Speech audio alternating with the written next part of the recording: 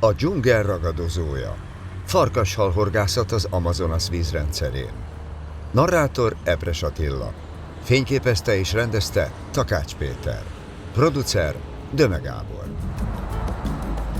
A nem hétköznapi halakért és a nem hétköznapi horgásztúrákért, élményekért nagyon sokat kell utazni.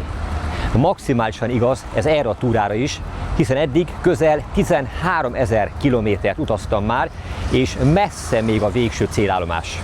A lakhelyemről, Kiskunhalasról indultam, felutaztam Budapestre a repülőtérre, ott felszálltam a repülőre, elutaztam Franciaországba, Párizsba, majd jött egy igazán hosszú, majd 12 órás repülőút, amikor São Pauloba értem földet, majd itt egy újabb repülőjárat vitt tovább Sinopba. Ezután egy 4 órás, nagyon kényelmetlen, nagyon rázós autóút következett, és megérkeztem jelenlegi tartózkodási helyemre, Alta Forestába. Ebben a szállodában szálltam meg, ami a hátam mögött látható. És ha jól számoltam, akkor az indulásom pillanatától a megérkezésig majdnem 39 óra telt el. De a probléma nem itt van, hanem ott, hogy Sinopban, amikor megérkeztünk, a csomagunk nem jött velünk. Sem nekem, sem pedig Takács Péter operatőr kollégámnak. A teljes komplett horgászfelszerelésem benne van, mindenem ott van. Utoljára Norvégiában jártunk hasonlóképpen, és basszus, akkor is Altában szálltunk le. Úgy néz ki, ez az Alta, ez nem túl jó ómen nekünk. Ott is egy nap késéssel kaptuk meg a csomagot, viszont innen még nekünk el kellene jutnunk újabb autó és hajó úttal a brazil dzsungel sűrűjébe, ahol viszont nem hozzák utánunk a csomagot. Tehát lehet, hogy itt kell dekkolnunk még egy napot, amely a horgászidőből veszel egy értékes napot. Mindegy. Norvégiában is megfogtam cserébe a legnagyobb halat, itt is arra törekszem, hogy a maximumot hozzam ki ebbe a túrából. Mindig pozitívan kell előre nézni. Brazília a világ 5. legnagyobb országa, területe meghaladja a 8,5 millió négyzetkilométert, lakossága pedig több mint 210 millió fő. Dél-Amerika legnagyobb állama, amely önmagában majdnem akkora területet foglal el, mint egész Európa. Utazásunk első állomása São Paulo volt. Ez a hatalmas metropolis több mint 20 millió ember otthona, és Latin-Amerika gazdasági központjaként tartják számon.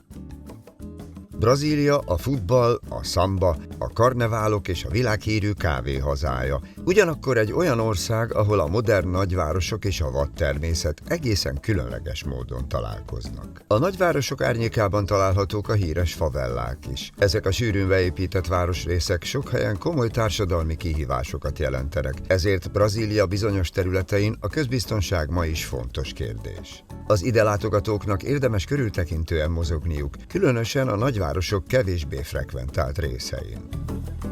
Ha Brazíliára gondolunk, szinte mindenkinek ugyanaz a látvány jut eszébe, a Rio de Janeiroban magasodó Krisztus szobor. A Corcovado-hegy tetején álló megváltó Krisztus szobra az ország legismertebb jelképe, amely több mint 700 méterrel emelkedik a város fölé, és évente turisták millióit vonzza.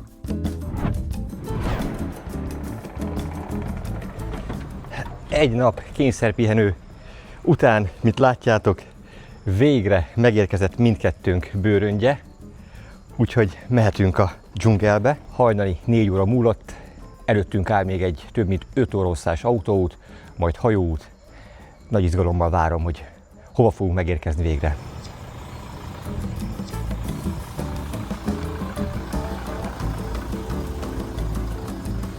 A sofőr időben megérkezett, így indulhattunk a távolsághoz képest hosszúra jósolt útra.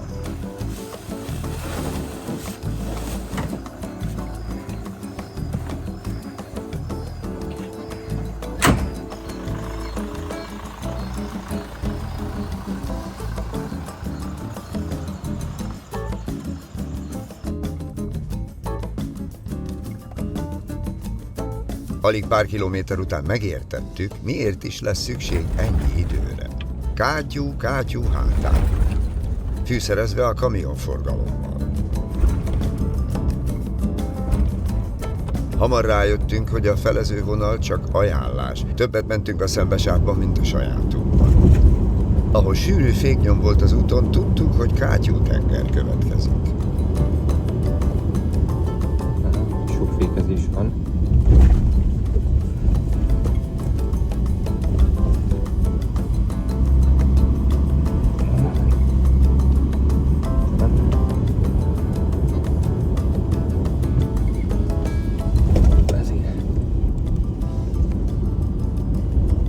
Jó kis út. Üdvözlet Brazíliából. A nap lassan feljött a látóhatáron, már több mint 2 órája koptattuk az aszfaltot, a lakott területek nyomai kezdtek eltűnni. A sofőr jelezte, az utolsó kisváros jön, ahol még tudunk tankolni. Onnan már a dzsungel felé vesszük az irányt. Érdekes stratégiát választanak Brazíliában a benzinkút tulajdonosok, hogy az autósok náluk tankolják fel a gépjárműveiket. Csinos lányok dolgoznak kutasként. Ők tankolnak, lemossák a kocsi elejét, megtisztítják az ablakot, nem véletlenül választják ezt a kutat a fuvarozók is. Azt gondoltuk, hogy a kövös utak milyen rosszak. Ehhez képest véget ért a szép világ. A kamionforgalom nem szűnt meg, csak az aszfalt tűnt el alólunk.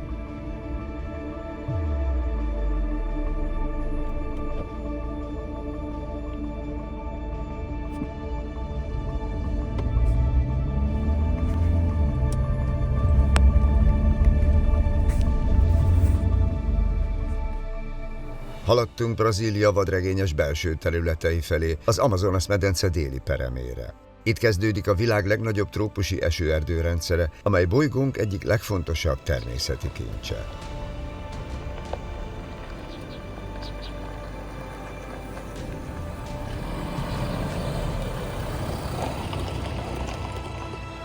Az érintetlen dzsungelek, a hatalmas folyók és az elképesztően gazdag élővilág olyan környezetet teremtenek, amelyhez hasonló kevés helyen található a Földön.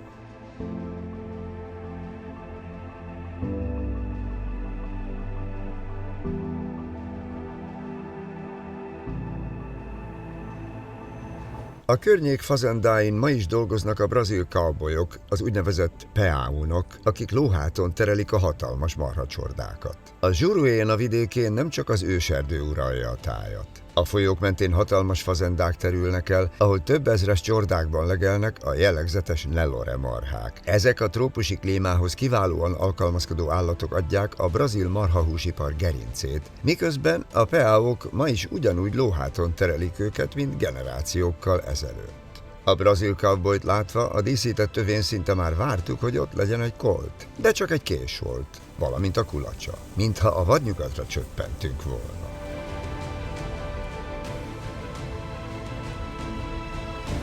Nyílt a kapu, és már csak pár kilométer választ el minket a víztől. Megérkezésünkkor derült ki, miért is volt fontos bezacskózni a bőröngyeinket. Némi por keletkezett az út során.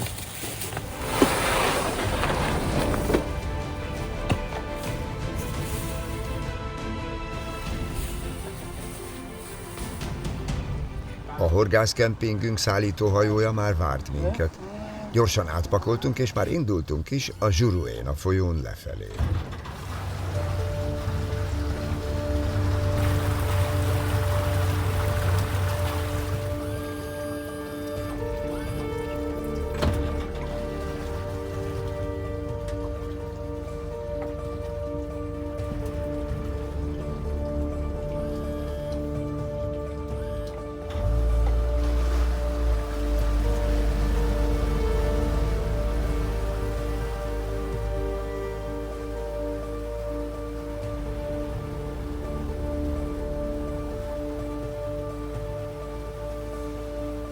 Horgászfilmünk helyszíne ebben a különleges világban található.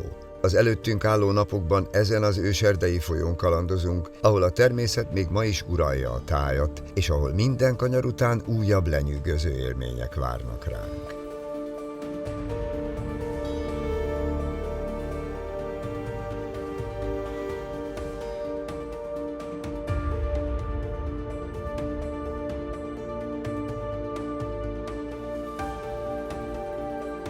Az, amit a folyón utazva nem láthatunk, most megjelenik a drón segítségével. Madártávlatból nézhetünk rá a végtelen esőerdőre. Lenyűgöző.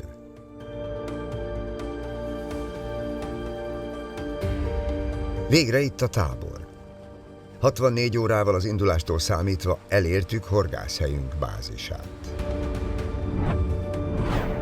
Megérkeztünk a kempingbe, elfoglaltuk a szálláshelyünket, majd ezt is be fogom a későbbiek folyamán mutatni. Ami ettől sokkal jobban érdekel engem az, hogy a bőröndömben lévő horgászeszközök, azok vajon sérültek vagy sem.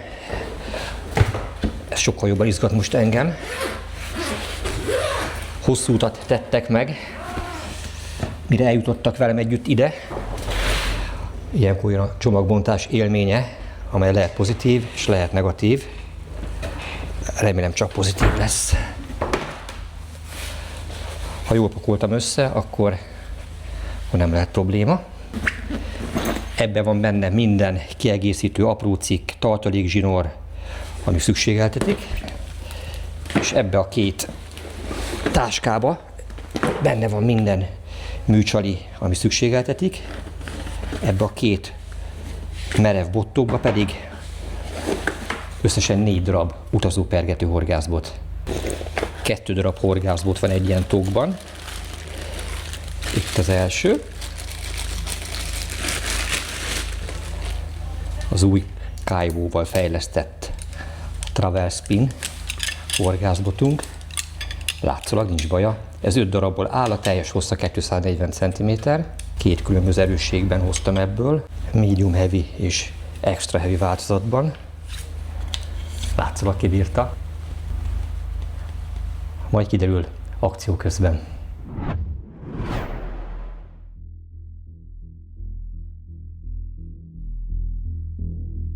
Ebéd után egy különös ricsajra lettünk figyelmesek. A tábor udvarának homokján fekete keselyük próbálták meg egymással a nézeteltérésüket rendezni. Ezek a dögevő madarak az Amazonas-medence természetes takarítói. Bár első pillantásra komor látványt nyújtanak, fontos szerepet töltenek be az élővilág egyensúlyának fenntartásában. A tábor udvara is azért ilyen tiszta, mondhatni még fűsenő, hogy semmilyen csúszó-mászó ne tudjon ott észrevétlenül közlekedni. Fő a biztonság. Mondjuk, mint látható, a biztonsági madárőrség épp verekszik. Na végre! Ezt is megéltük már, és megyünk a folyóra, megyünk horgászni. Igaz, hogy egy kis rövid, néhány oroszlás ismerkedésünk maradt az utazás után a mai délutánból, de talán ez is pont elegendő lesz ahhoz, hogy végre belecsöppenjek ebbe a vadvízi rengetegbe. Haha, milyen jó kis hajó.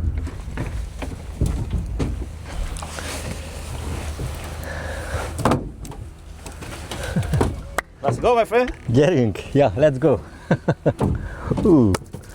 Végre! Istenem, de szép ez a környezet. Már csak itt lenni is élmény. Róni, a brazil guide-unk már alig várta, hogy megérkezzünk és tudjunk indulni horgászni. Az első pár kanyar után mi már elvesztettük a tájékozódási képességünket, hogy merről is jöttünk, merre is indulnánk vissza a táborba. Szigetek, zúgók, sekély területek, ahol lépésben is alig lehetett elhajózni, hamar összefolyt minden.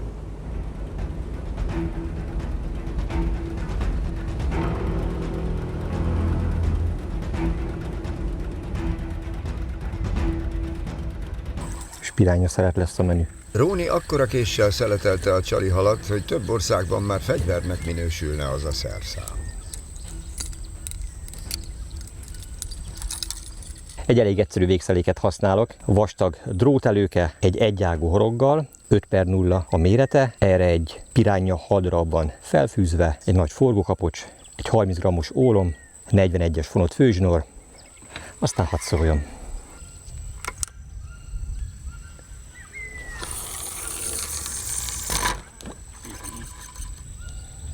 A víz itt nem túl mély, viszonylag gyorsan mederfenékre süllyed a végszelék.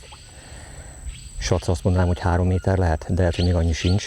Ahogy elcsendesedett a motor, bekerült a szerelék, akkor tűnt fel a tökéletes csendben az az atmoszféra hang, ami körbevett minket.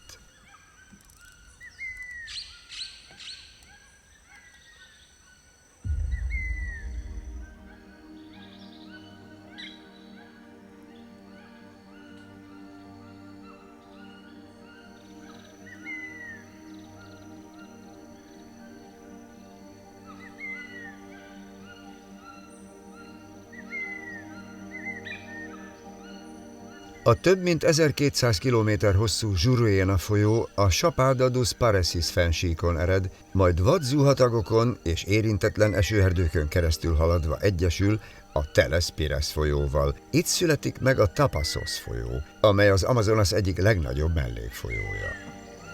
A Juruena vízgyűjtő területe kb. 192 000 négyzetkilométer, ami több mint kétszerese Magyarország területének. Átlagos vízhozama kb. 4460 köbméter/szekundum. Összehasonlításként a Duna budapesti átlagos vízhozama kb. 2300-2500 köbméter/szekundum.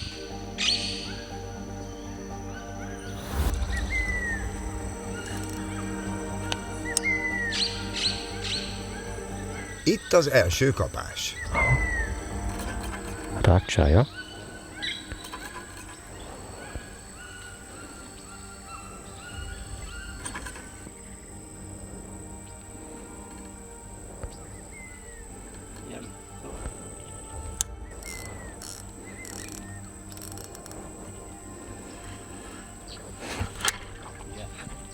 Megfog.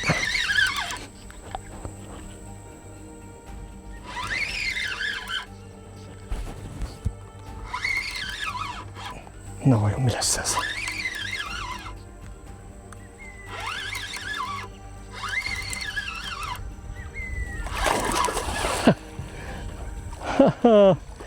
Itt van a wolfish, a farkashal.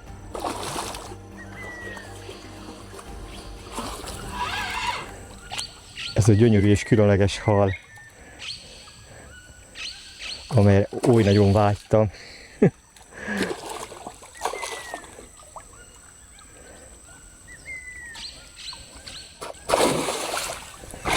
És szágban hal.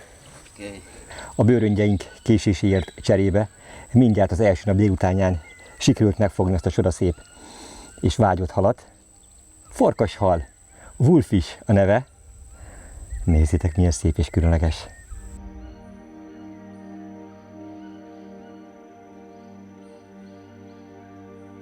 Nagyon erős az állkapcsa, tilos a szájába nyúlni. Képes az embernek az ujjait is összeroppantani. Nagyon szívós, nagyon erős hal. A farkashal természetesen visszanyerte a szabadságát.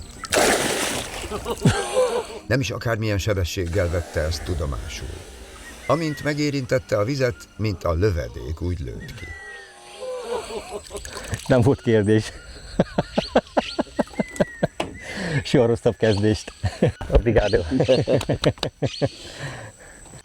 A Juruena folyó igazi horgászparadicsom. Rengeteg mellékága, sekély zátonyai, mély medencéi és gyors sodrású szakaszai rendkívül változatos élőhelyeket kínálnak a ragadozó halak számára.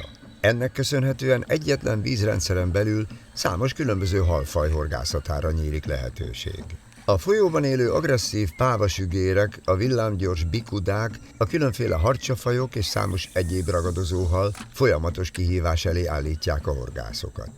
Minden partszakasz, minden bedőlt fa és minden sodrásforduló új lehetőséget rejt magában.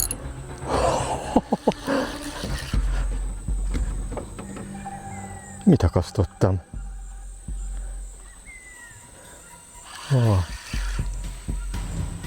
Kájvóbot, brazil botavatója megtörténik. De szép! Pávasüger. A pávasügereket látványos ugrásaik, heves fejrázásaik teszik közkedvelté a pergetőhorgászok körében.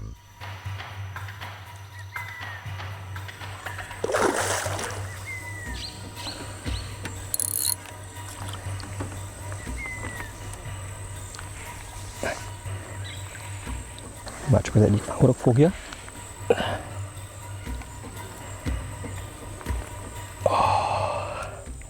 Itt van ő felsége. Ez ennyi volt. Ezt a Szentlélek tartotta.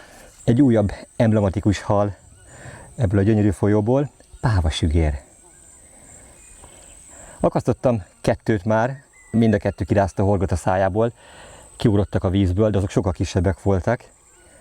Ennek viszont majdnem azt mondtam, hogy tökéletesen akadt a horog a szájában, de hát mint láttátok, a Szentlélek tartotta, tehát ahogy fogóval belenyúltam, azonnal ki is esett mind a 2. Nagyon kemény a szájpereme, nagyon nehéz a horgot abba belehúzni, de a lényeg, megfogtam, kezemben tartatom ezt a gyönyörűséget. Mekkora szája van, nézzétek, tja! Milyen fenséges, szép hal. A Juruena folyó az egyik legfontosabb dél-amazóniai folyó, és a horgászok számára különösen érdekes. Különlegessége éppen a változatosságban rejlik. Itt nem egyetlen halfajra épül a horgászat, hanem egy rendkívül gazdag, ragadozó halfauna biztosítja, hogy szinte minden dobásban ott legyen egy újabb kaland lehetősége. Ez teszi a folyót Dél-Amerika egyik legizgalmasabb sporthorgász célpontjává. Tessék, ugyanaz a csali. Ez volt megint. A Juruena mélysége erősen változó. A sekély zátonyokon és gyors sodrású részeken gyakran csak 1,5–2 méter, a nagyobb medencékben és külső kanyarokban 10–20 méter, de egyes mély gödrökben ennél is nagyobb mélységeket is találunk. Hogy hol lehetnek ilyen változatos folyón a halak? Gyakorlatilag bárhol.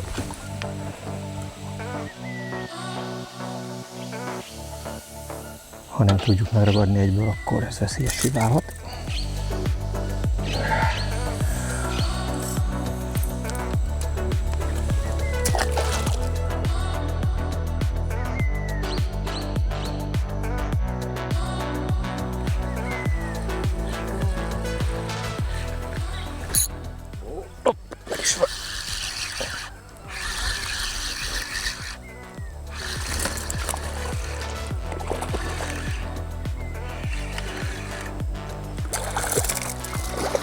Egy újabb halfajta a horgon.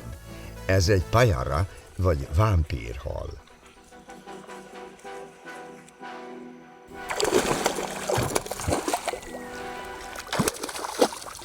Ez a mai nap harmadik fajta hala. Ráadásul ez a félelmetes fogakkal megáldott a vampire fish. Bár itt mindenkinek óriási fogai vannak, de ennek vannak talán a legfélelmetesebb és legnagyobb fogai. Jaj, hogy is fogjam meg. Meg vagy. Fú, mekkora fogai vannak, nézzétek! Óriási. Na ennek aztán végképp nem szabad a szájába nyúlni. Júj!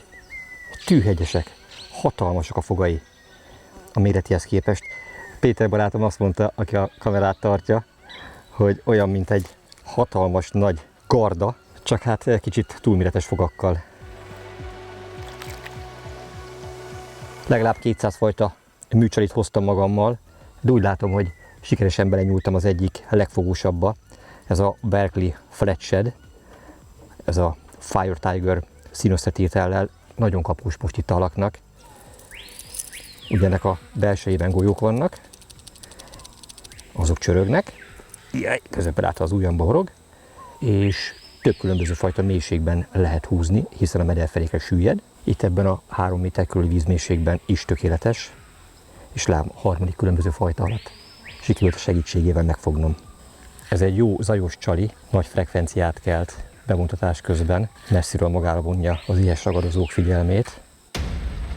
A partmenti növényzet árnyékában egy kajmán figyeli mozdulatlanul a folyót. Ezek az ősi hüllők millió éve uralják Dél-Amerika vizeit, és tökéletes rejtőszínüknek köszönhetően gyakran csak a szemük árulja el jelenlétüket.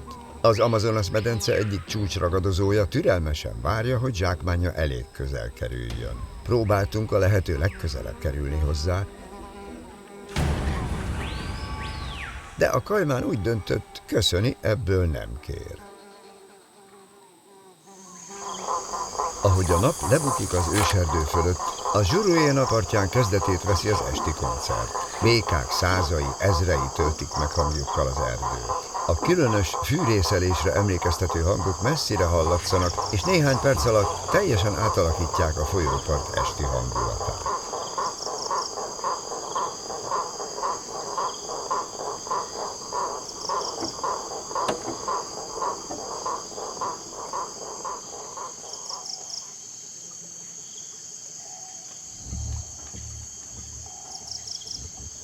Ahogy pirkad, a táborhorgász vezetői elkezdik előkészíteni a hajókat az aznapi túrákra, hogy amint kivilágosodik, már lehessen is indulni a vízrendszer ragadozóit kergetni. A mai nap már teljes napot horgászhatok. A napi menetrend az úgy néz ki, hogy ébresztő 4:30-kor, a reggeli az 5 órától már elérhető, és ahogy kivilágosodott, reggel 6 órától már vízre lehet szállni. Mivel nagyon közel vagyunk az egyenlítőhöz, ezért a nappali órák száma az azonos az éjszakai órák számával, azaz 12-12. De nem teljes napot töltünk a vizen, dél környékén visszatérünk, megebédelünk, egy kis siesta, majd 2 óra után ismét a vízre szállunk, és sötétedésig horgászunk. Ez a bevett menetrend itt, alig várom a mai napot újfent.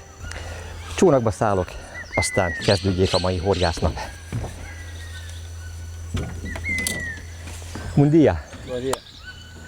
Let's go fishing. Let's go fishing. A nyelvi kommunikáció az nem túl egyszerű, ugyanis a guide-ok kizárólag csak a brazilt, vagy pontosabban ennek a portugál eredetű változatát beszélik.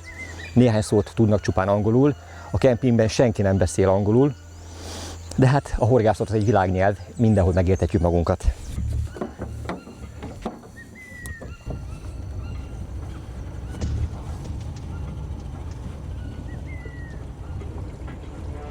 A táborban 20 hajó áll rendelkezésre, így egész komoly számú ügyfelet ki tudnak egyidejűleg szolgálni.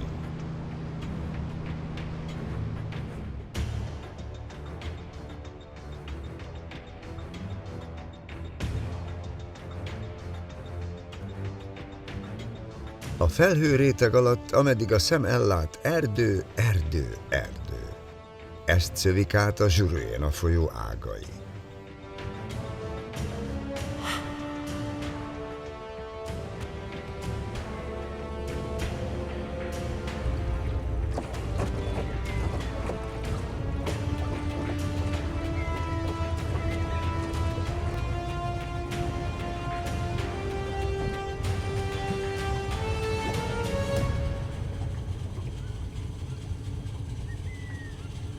Nagy érdeklődéssel néztem, hogy mihez fogjuk hozzákötni a csónakot, de azért ő is körültekintő volt, mielőtt megfogta a bozótost, nem esetleg egy kígyót érint meg. Nem szeretem a kígyókat.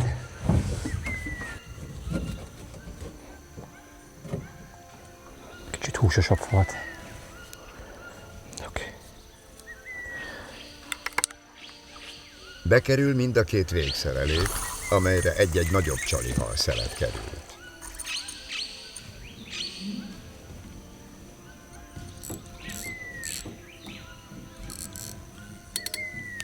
Nem mész innen.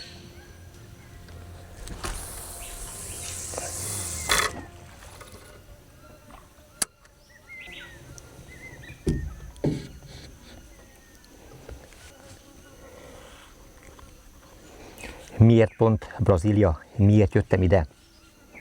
Nem horgáztam még ebben a hatalmas országban, és nem horgáztam még a világ legnagyobb folyóján, az Amazonoson.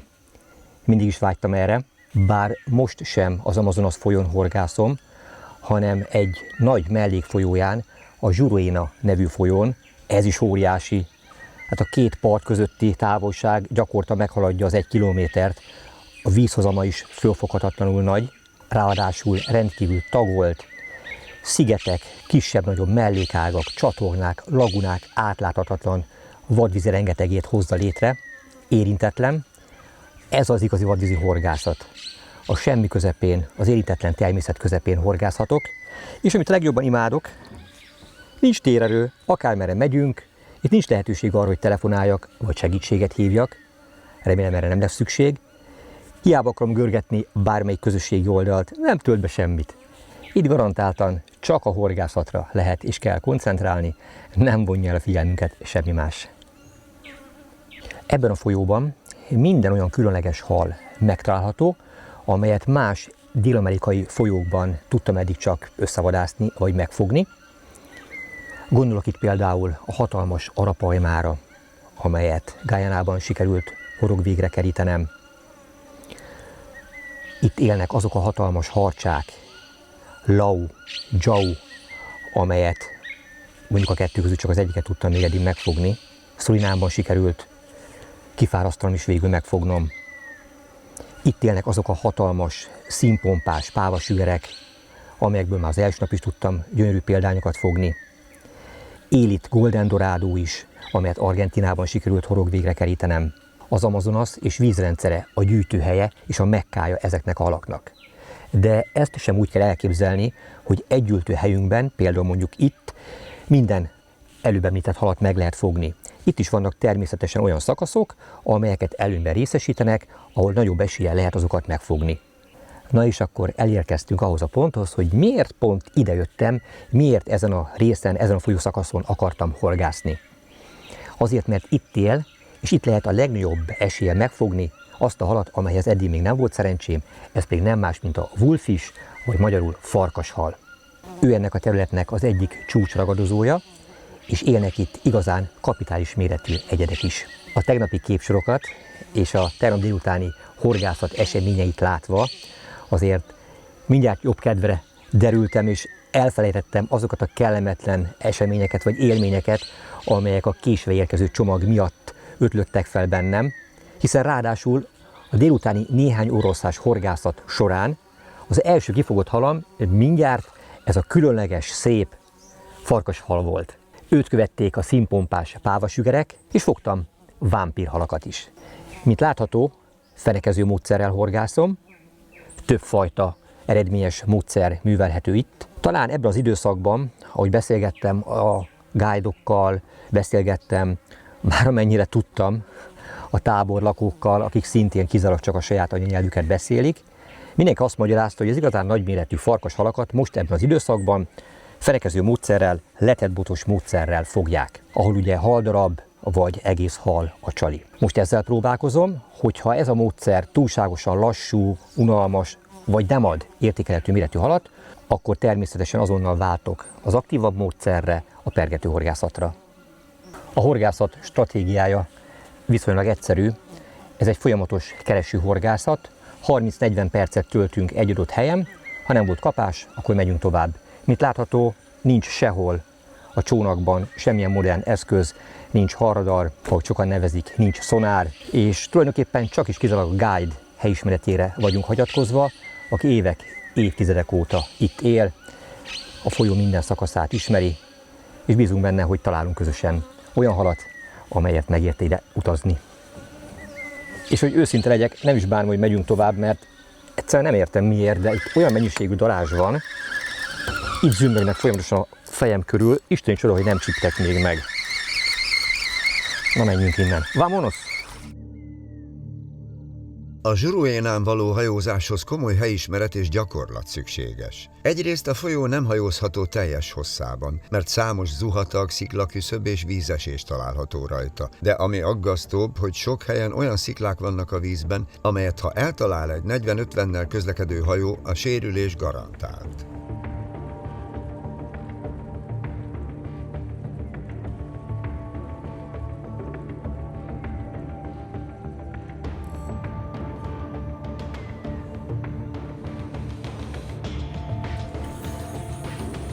A sokadik helyen teszünk ma már próbát. Fogunk valahol egy szebb halat.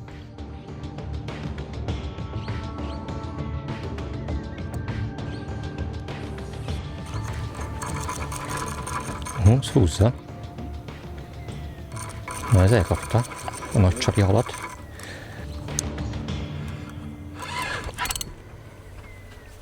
Meg is van. Ez megvan. Ki is ugrott, úgy látom, hogy ő is egy farkashal lesz. van már.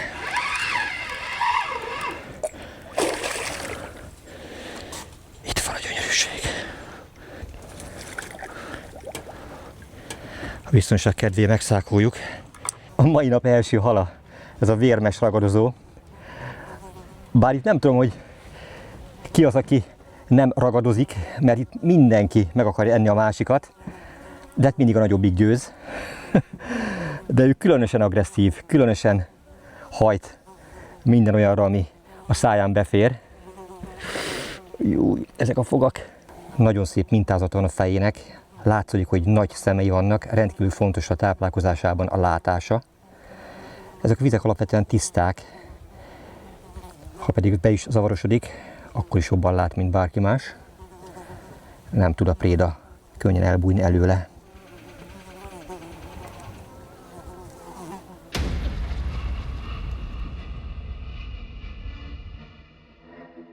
A hal ismét villámsebesen távozott, ahogy vizet ért a teste. Milyen gyors volt ez valójában? Íme.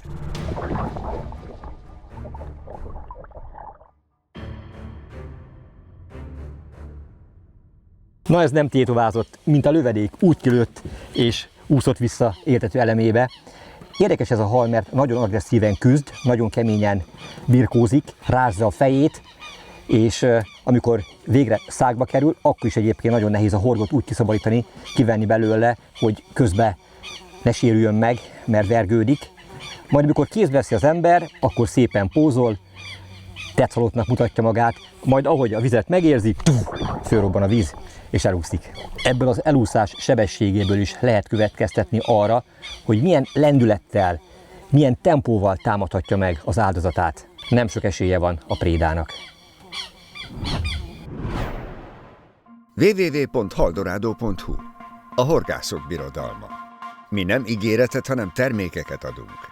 Webáruházunkban csak olyan termékeket találsz, amelyek készleten vannak, és akár azonnal postázhatók, vagy megvásárolhatók. www.haldorado.hu.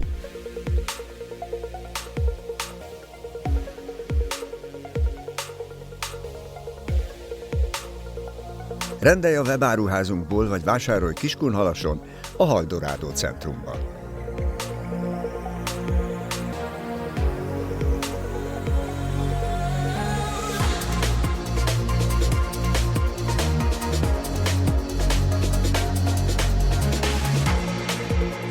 www.haldorado.hu.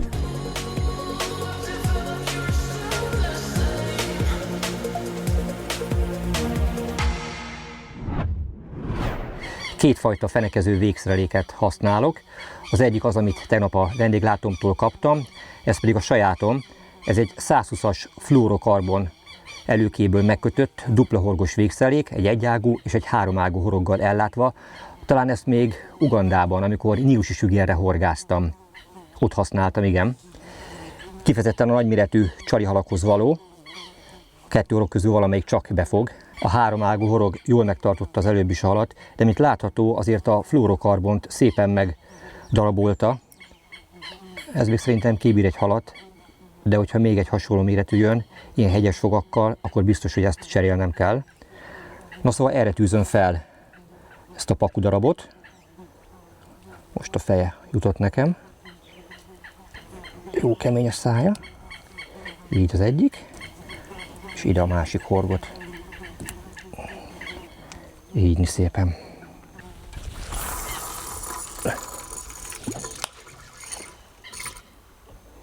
Itt ez egy örvénylő, visszaforgó rész. A sziget kettévágja ezt a folyószakaszt, amely ezt az örvényt létrehozza. A víz is mélyebb, legalább 4-5 méter, a végszerelék süllyedéséből ítélve. A Juruena folyó partján nem csak a halak keresik a tápanyagokat. Ezek az apró amazóniai lepkék szó szerint ellepik a horgászokat. Az emberi izzadság sótartalma vonzza őket, így gyakran tucatjával vagy akár 100-ával telepednek meg a ruházaton és a felszerelésen. Te jóságos ég! Én úgy látom, mindig vonzunk valami rovart. Most éppen a lepkék támadtak meg minket. Több száz van itt a csónakban. De hát még mindig jobb, mint a darazsak támadása. Mi lesz a következő? Most ennyire büdösek vagy édesek vagyunk. Jó, békésebbek ezek a lepkék, mint a korábbi darazsak. De amikor már azért is kell a maszk, hogy ne repüljenek a szánkba, az már talán sok. A rovar bemutatónk ezzel még nem ért véget. Van még egy nagyon kellemetlen kis állatka, amivel tegnap is meg ma is gyorsan megismerkedtünk. Ez a helyi kis szúnyog, ilyen észrevétlenül picike, de akkorát harap, olyan erős és kellemetlen a csípése, mint hogyha egy ilyen méreg injekciót fecskendeznének az ember bőrébe, és rövid időn belül fel is dagad, felpuknisodik, de nem véletlen utálja a guide-unk is, nézzétek meg a lábát. Bíztunk benne, hajóval magunk mögött tudjuk hagyni a lepkehadat.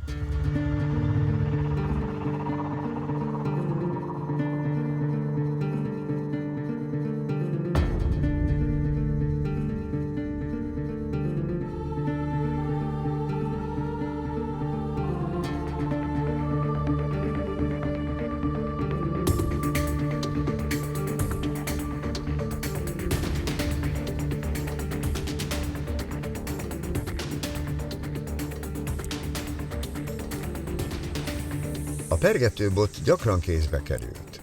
Mivel szinte bárhol lehet számítani különleges halra, Gábor, amikor tehette, pergetett.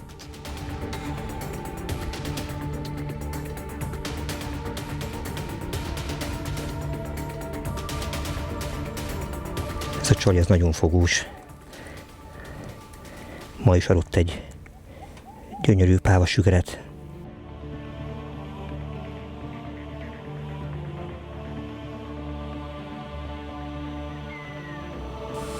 Milyen szép, különleges, pupos hátú pávasügér. Mekkora nagy púpot növesztett magának.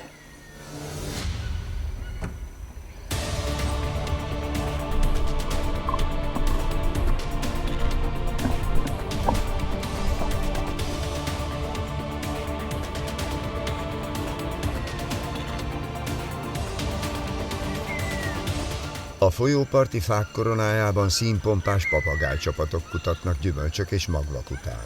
Hangos rikácsolásuk messzire hallatszik. Az őserdő lombkoronája fölött az Amazonas egyik csúcsragadozója uralkodik. A hárpia sas a világ legerősebb sasfajai közé tartozik, és hatalmas karmaival még a majmokat és lajhárokat is képes elragadni a fák közül. Drónunk szinte folyamatosan a levegőben volt, hát ha sikerül megpillantanunk valami különleges élőlényt.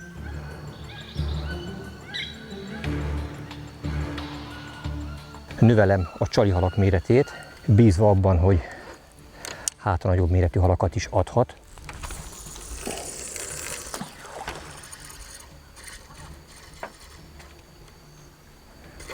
Örvénylik, limánylik itt előttem a víz.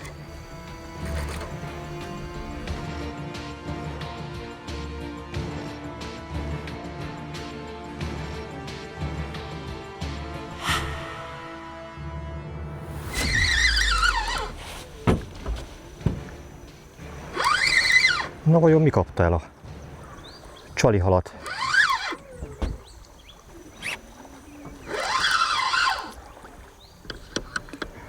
Ez olyan nagy hal. Láttam már a körvonalait.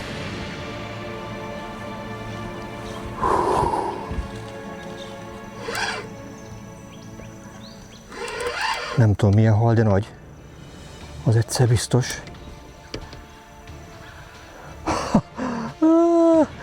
Egy nagy vámpírhal. A pajara, vagy más néven vámpírhal, az Amazonas medence egyik legkülönlegesebb ragadozója, amely akár 15 cm-es agyarfogaival villámgyorsan ejti el zsákmányát a folyó kristálytiszta vizébe. Ez jó.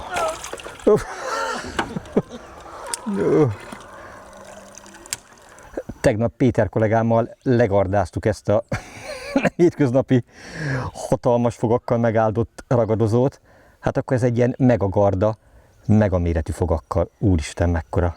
Hát hogy fér ez a hatalmas fog a szádba bele? Ez a vámpírhal ebben a méretben már igazán nagynak számít. Hát a foga mérete is jelzi.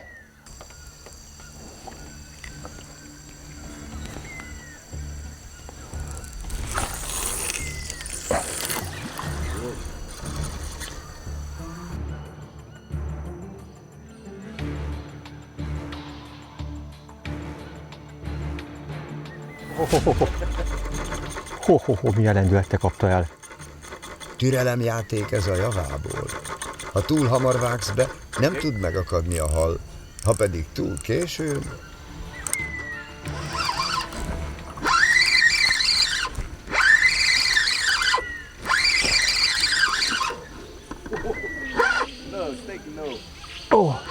Mi történik itt? Utána kell menni, megnézzük, hogy mi van egyáltalán, rajta van-e még. Én a sodrás közepébe, a meder közepébe dobtam. A végszelék meg most kint van a part szélében.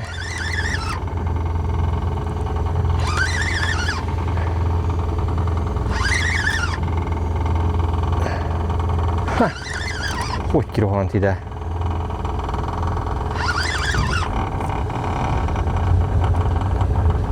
Ilyet.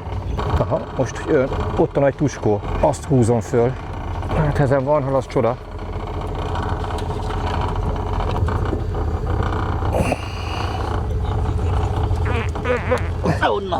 Elszakadt. Még nem sokon múlott. Big fish? Big fish? Hát ez... Oda lett a nagy hal.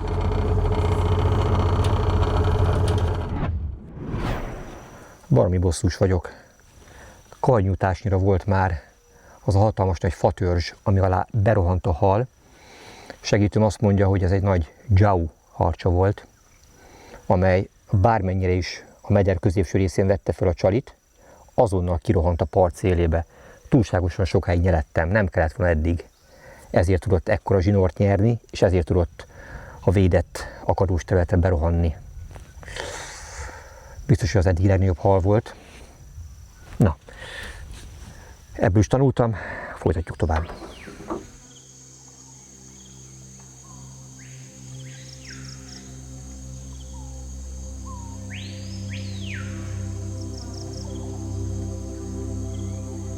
Ébred a tábor az újabb nap reggelén.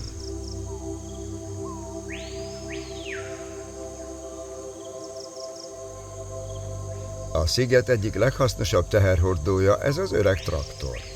Sportkormánymű, 360-as panorámatető, terepszínű fényezés. Mi kell ennél több?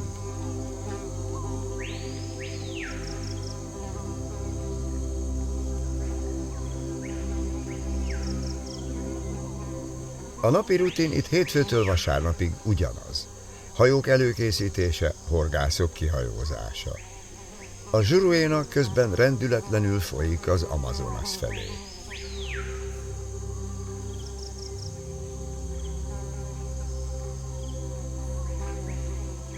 Oh, bom dia. That's good.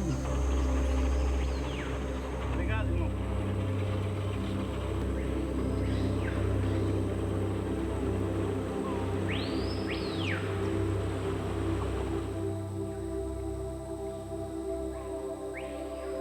Az esőerdő a Föld egyik legösszetettebb élőrendszere. Nem egyszerűen sok fa van egy helyen, inkább egy hatalmas élő gépezet, amely saját klímát teremt, vizet mozgat, és emberek milliárdjainak életére hat, akár több ezer kilométer távolságból is. A történet a nappal kezdődik. A sűrű lombkorona elkapja a napfényt, a levelek pedig fotoszintézissel energiát termelnek. Az esőerdők növényei óriási mennyiségű széndioxidot kötnek meg, miközben oxigént bocsátanak ki. De a rendszer igazi különlegessége a víz körforgása.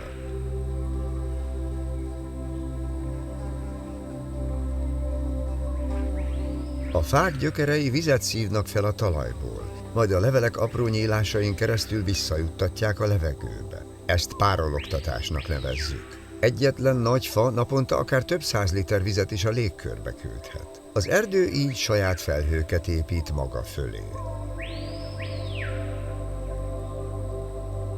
A nedves levegő felemelkedik, lehűl és újra esővé válik. Az esőerdő tehát részben saját magát öntözi.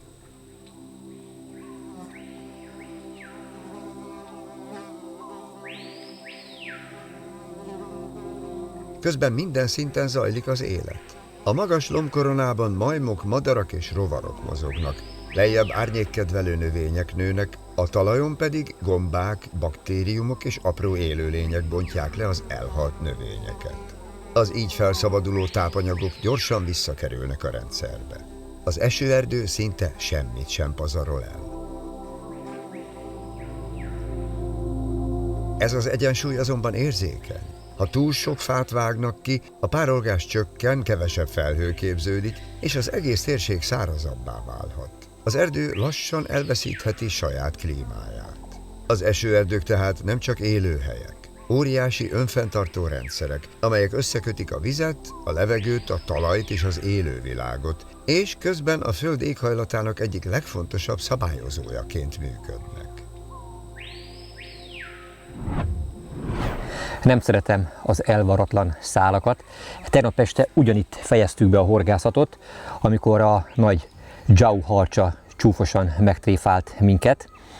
Na most átnéztem a lehetőségeket, egyeztettem a guidokkal, és találtak, és szereztek nekem még 2 olyan felszerelést, 2 igazán kemény és rövid horgászbotot, orsóval, és a tartalék 80-as monofil zsinórjaimmal feltöltöttem ezeknek az orsóknak a dobjait, és ezzel a fegyverzettel állok most neki a horgászatnak. És azért a monofil zsinórt választottam, mert talán Japánban tapasztaltam meg elsőként, hogy a köves, sziklás, akadós területen rakhatunk föl mi 100-as fonott zsinort is, azt is el fogják dörzsölni az éles kövek. Ellentétben a monofil zsinór, amely szintén nem mindent kibíró, de sokkal tartósabb, sokkal stapabíróbb az ilyen nehéz környezetben, tehát amikor a hal akadók közé menekül, köveken húzza végig a főzsinort, akkor sokkal jobb eséllyel tudjuk megfogni, mint hogy a fonott főzsinort használnánk. Ezért váltottam erre, ezzel próbálkozom mai nap folyamán. A horogelőke, illetve az első 1 méter az vékony drót, nem tudom milyen gyenge pontot talál még rajta a hal, remélem semmit, és sikerül megfognom az itt megbúvó nagytestű halakat. Itt az élő csali hal, ezt tűzöm fel, a szájába rögzítem az egyágú horgot, míg a hasi úszója alatt pedig a 3 ágú horog egyik ágát. Így lesz, ami lesz.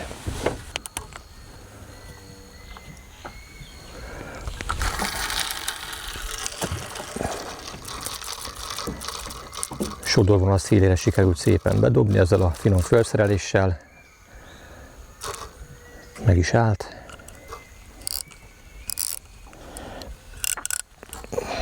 Elég darabos a fékje.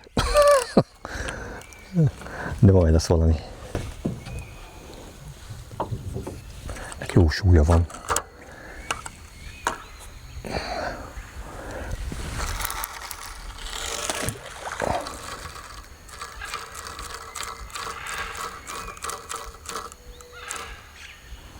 Na szuper, bent van ez is.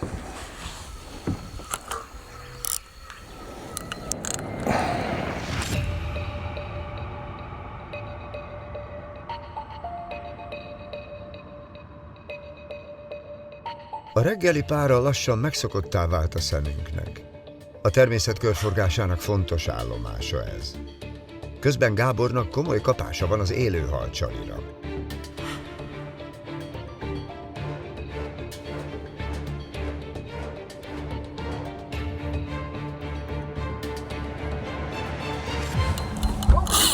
Sem bírom venni a botot. Azt a mindenségét.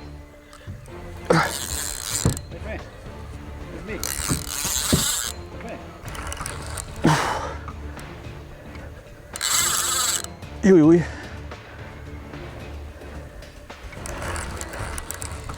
Ez hihetetlen. Most dobtam be, és azonnal olyan erővel kapta el, úgy legörbítette a botot, hogy alig bírtam kivenni a bottartóból. A zsinór nem tökéletes, illetve az orsó zsinór profilja. Fúha! Hát itt nem tudom, mi történt. Remélem kibírja. A hal az hatalmas, az biztos. És nem tudom, milyen lesz.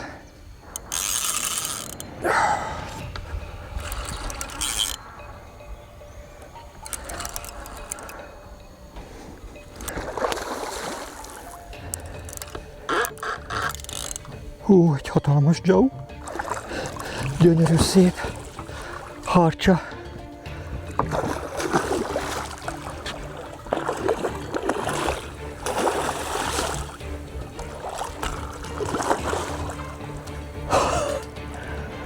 Új, a horog az már csak egy ág tartja.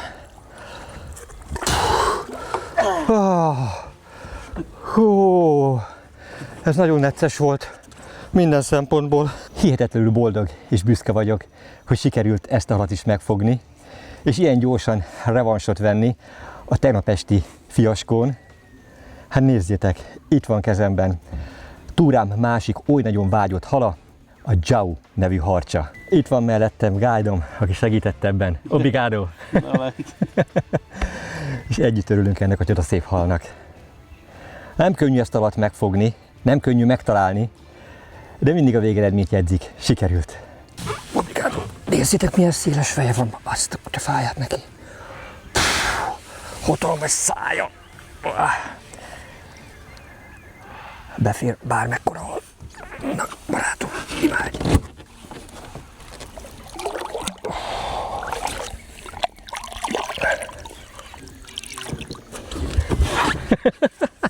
Obrigado! Ez is megvan. Obrigado.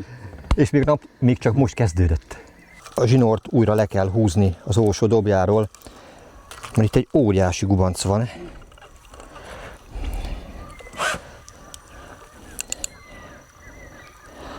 Ami alatta volt fonott zsinór, alátétként ezen az orsón, az nem volt kellő feszességgel feltekerve, és a hal olyan erővel húzta a zsinort, hogy belevágott a menetekbe, és látjátok, ez lett az eredménye. Most újra fel kell csévélni a teljes zsinort ahhoz, hogy használható legyen az orsó. Isteni szerencsé, hogy kijött a hal. Jó kis csataló. Sok mindent megélt már ez az orsó, meg ez a horgászbot. Kb. Szerintem egyidős lehet ez a felszele is a reggel látott tábori traktorral. Jó, de hát lehet válogatni. Vagy használom, vagy nem. Egyszerűen alul kalibráltam a felszereléseim erejét. Pergető horgászat során vagy kisebb súlyok bevetésére alkalmasak, de nagyméretű csalihalak plusz kiegészítve 50-100 g-os ólommal, ezek a botok már nem elegendőek ehhez. Na, közben föl került a zsinór, feszesen, újra bevetésre kész. Folytatom a horgászatot.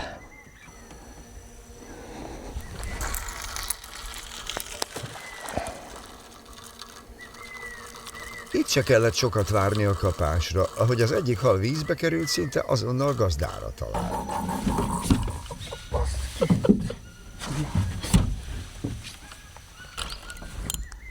Itt van. Na. Közben elkapta egy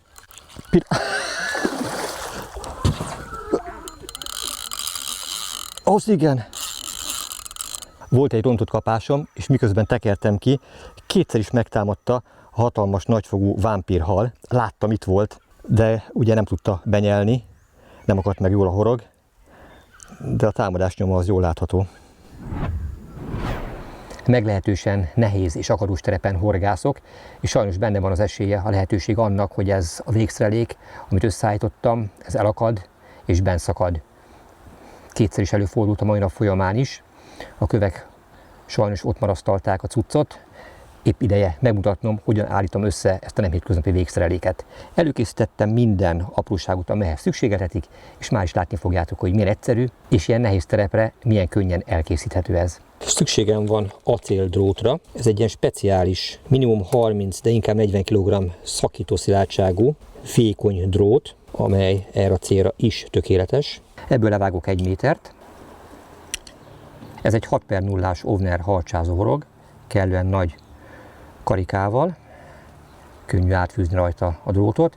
Legalább egy ilyen 25-30 cm-t hagyok alatta, majd kiderül mindjárt, hogy miért van erre szükség, és mintha csak egy hagyományos fonott zsinór lenne, elkezdem tekergetni a horogszárán a drótot.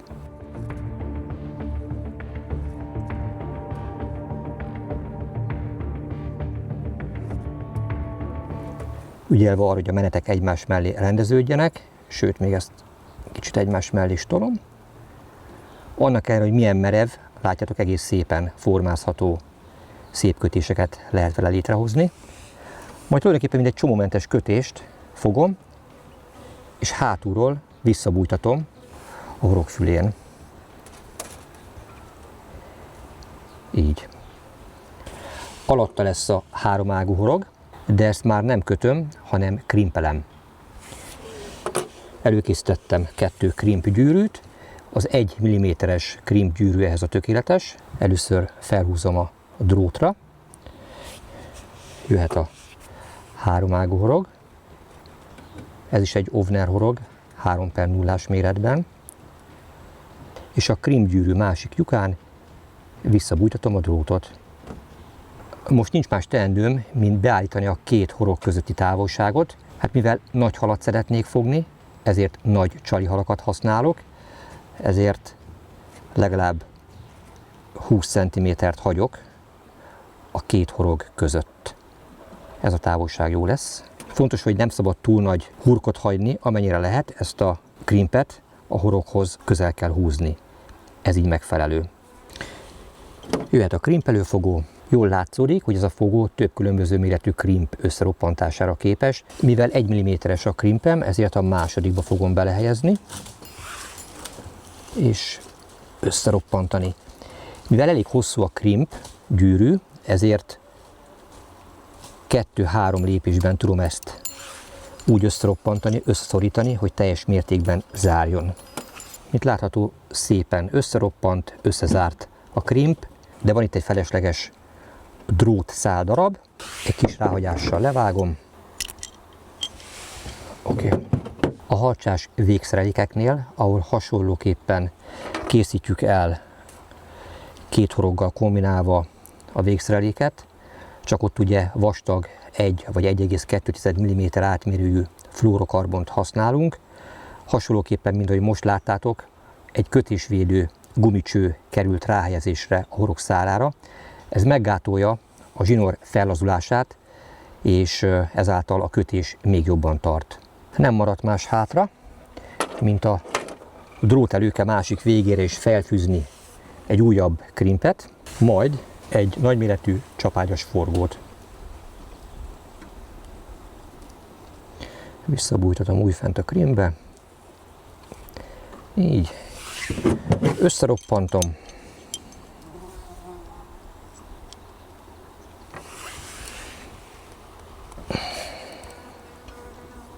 Szépen összezárt itt is a krimpgyűrű. Felesleges drót eltávolítás maradt már csak hátra.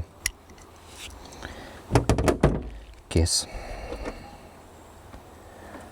A nehéz terepre kialakított 2 horgos drótelőkével ellátott végszerelék elkészült, jöhetnek a halak. A következő horgászhelyre a megszokottnál jóval korábban kellett indulni a táborból. Különleges látvány volt a párába burkolózott őserdő szürkés kontúrja, amelyet a napfelkeltével felváltott az aranyszín. A táborunktól a folyón mintegy 65 kilométerrel lejjebb található a Salto Augusto, a Juruena folyó legismertebb vízesése. A közel 1 kilométer széles vízfüggöny hatalmas erővel zúdul alá az amazóniai őserdő közepén, olyan látványt nyújtva, amely méltán számít a térség egyik legkülönlegesebb természeti csodájának. Eddig is lenyűgözött ez a brazil folyó, a Juruena, de most, amit látok, egyszer elképesztő. Van az ismert magyar versnek egy sora, amely így szól: azért a víz az úr. Szóval amikor az ember ezt látja, ezt az óriási víztömeget, amit lezúdul, összeszűkülve a meder, félelmetes milyen erők dolgoznak itt. Hát ilyenkor az embernek pontosabban 2 dolog jut az eszébe. Az egyik, hogy nem szívesen esne bele, mert a túlélésnek az esélye valami kevés lenne. A második pedig, hogy a vízesés alatt vajon milyen halak élhetnek. Mindenképpen szeretném megpróbálni a horgászatot is, aztán hát ha sikerül itt is halat fogni. Félelmetes belegondolni, mi mennyiségű víz rohanhat itt le akkor, amikor az a szikla is víz alatt van, amin Gábor áll. A vízesés magassága nagyjából 23 méter, szélessége esős évszakban megközelíti az 1000 méter.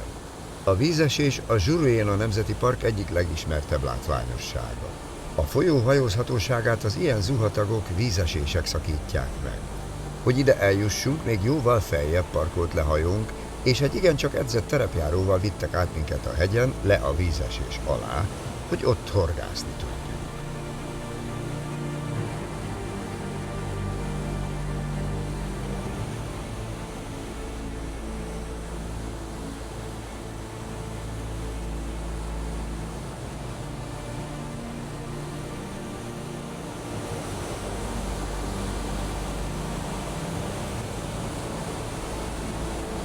Hihetetlen energiája és ereje van a víznek. Bízunk benne, a képek átadják ezt a nézőnek is.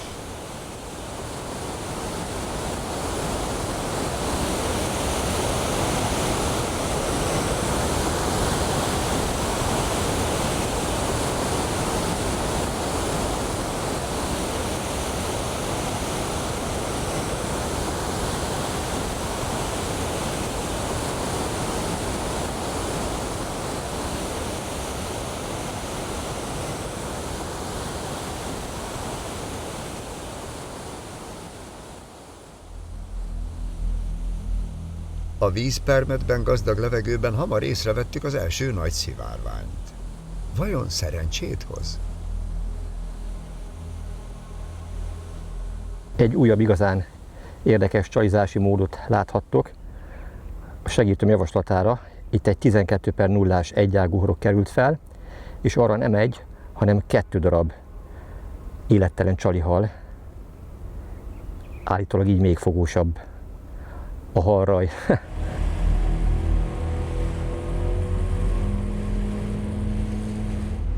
Csali beejtve a rohanó vízbe, de hogy a zsinórnak ne legyen nagy hasa, már száguldunk is a kikötőpont felé. A végszerelék nem dobva, hanem a hajó segítségével a megfelelő helyre állva, ott lett leengedve, majd utána nem a partszélébe kötünk ki, hanem itt a mederben elhelyezett bójához rögzítik a csónakot. Egyébként nagyon ötletes megoldás ez, mert ebben a rohanó vízben, ami ráadásul baromi mély is, így ezzel a módszerrel meg lehet állni, és meg lehet azokat a területeket horgászni, stabilan, biztonságosan, amelyek máskülönben elérhetetlenek lennének ilyen módszerrel.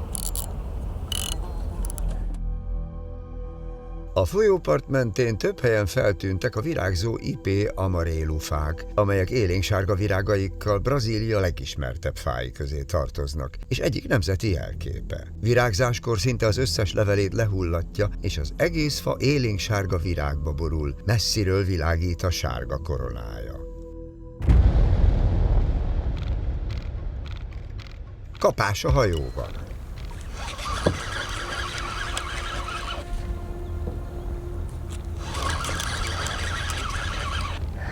Most nem tudom, hogy a sodrás erejével birkózom, és a dupla csalihal bír ilyen nagy ellenállással ebben az erősen folyó vízben, vagy pedig tényleg hal van rajta.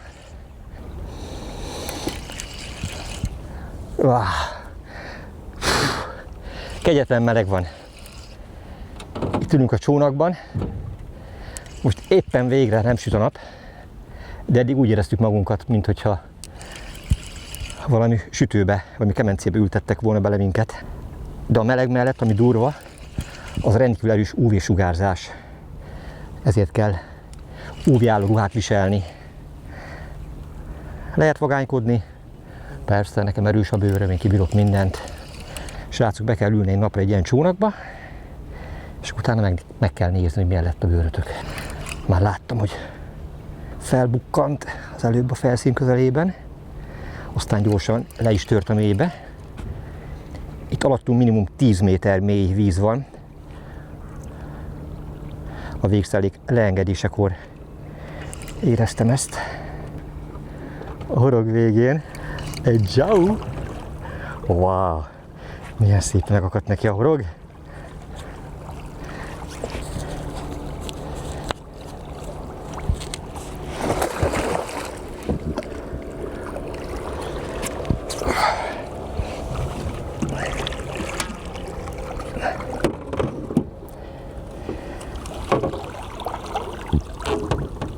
Na gyere csak!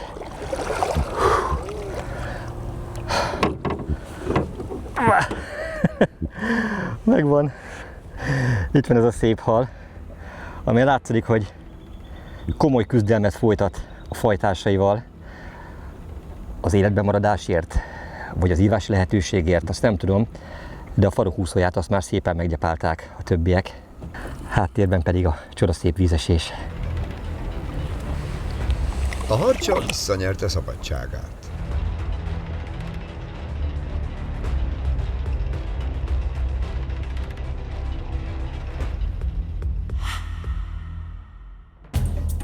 Gáborban, amint meglátta a rengeteg színes lepkét, visszatértek a gyerekkori emlékek a lepkegyűjtésről.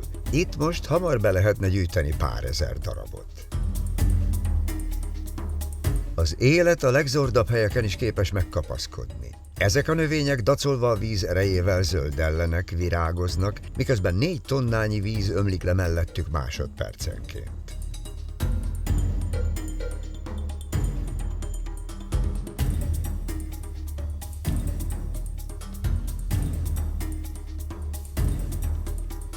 Az őserdő egyik legszorgalmasabb lakója a levélvágó hangya, amely a saját testtömegénél sokszor nagyobb levéldarabokat szállítva több millió egyedet számláló kolóniáit látja el táplálékkal. Lámpák feleslegesek.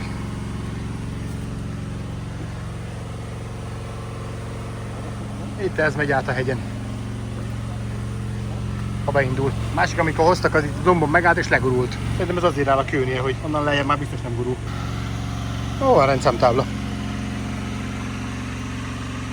Tökéletes műszaki állapot. Ideje visszaindulni a hegyen át a hajónkhoz, már ha elindul az autó.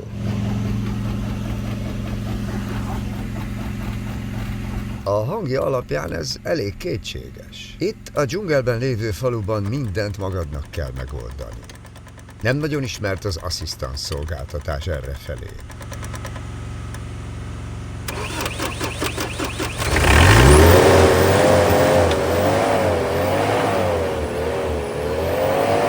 Nem épp a legbiztonságosabb beindítási módja a kocsinak, de hatékony, ezt el kell ismerni. Különben se lett volna kedvünk ebben a hőségben gyalog hegyet mászni.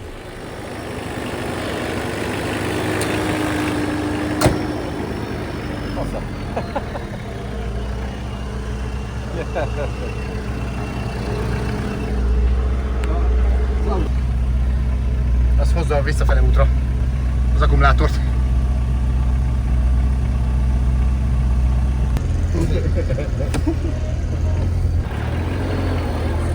Az ablakot nem bírom föltekerni. Én se.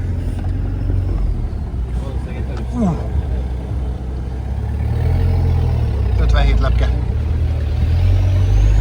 Kevés kilométeres Mitsubishi eladó.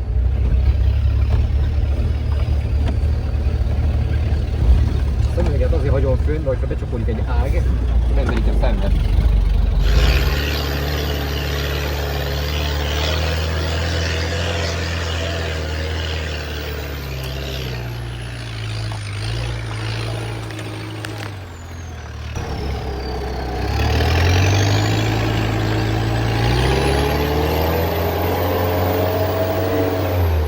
Itt ki vannak használva a gépjárművek, az egyszer biztos.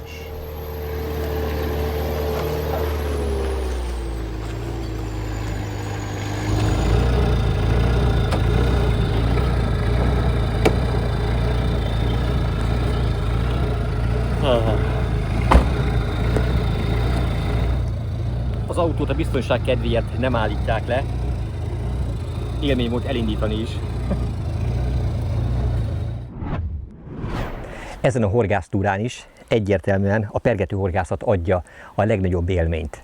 Nincs attól felemelőbb érzés, mint amikor egy hajszálpontosan kivitelezett dobással oda kerül a műcsali, ahova szántad, majd szépen elindítod, életet lehez bele, és egyszer csak elementális erővel valami megragadja, elkapja, majd elkezdődik a fárasztás, amit egy ilyen gyors folyású víz még jobban felerősít.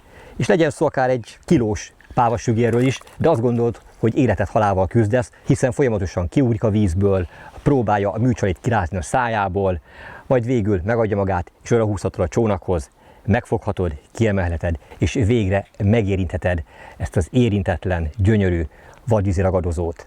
Szóval ez a legnagyobb élmény, amit szerintem a horgászat tud adni, és beszélek erről úgy, hogy nekem a pergetőhorgászat sokkal előbb volt az életemben, mint a féderhorgászat. Ezt kevesen tudják, de én fiatal koromban a Kiskunhalsi sóstó süllő királya voltam. Ez egy régi szép történet, majd egyszer, amikor erre is idő lesz, mesélni fogok. Szóval a pergetőhorgászat az mindig is a horgászpályafutásom meghatározó részét képezte, mind a mellett, hogy nyilván nem erről lettem igazán ismert és híres.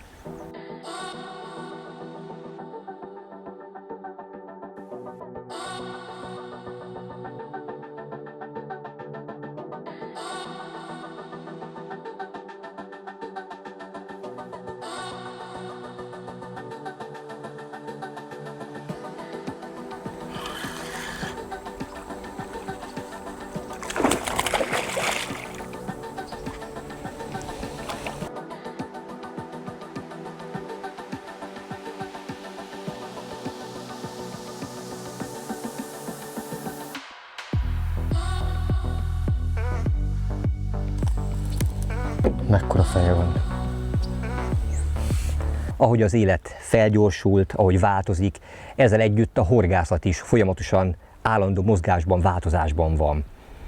És azt látom, tapasztalom, horgászi kereskedőként is, hogy a pergetőhorgászat iránti igény fokozatosan növekszik, és főleg a fiatalabb generáció érdeklődik a pergetőhorgászat iránt, azok, akik nem tudnak vagy nem akarnak leülni, és akkor ott órákat mondjuk akár egy pontyozó horgászbot mögött, vagy egy bólis módszer során várakozni.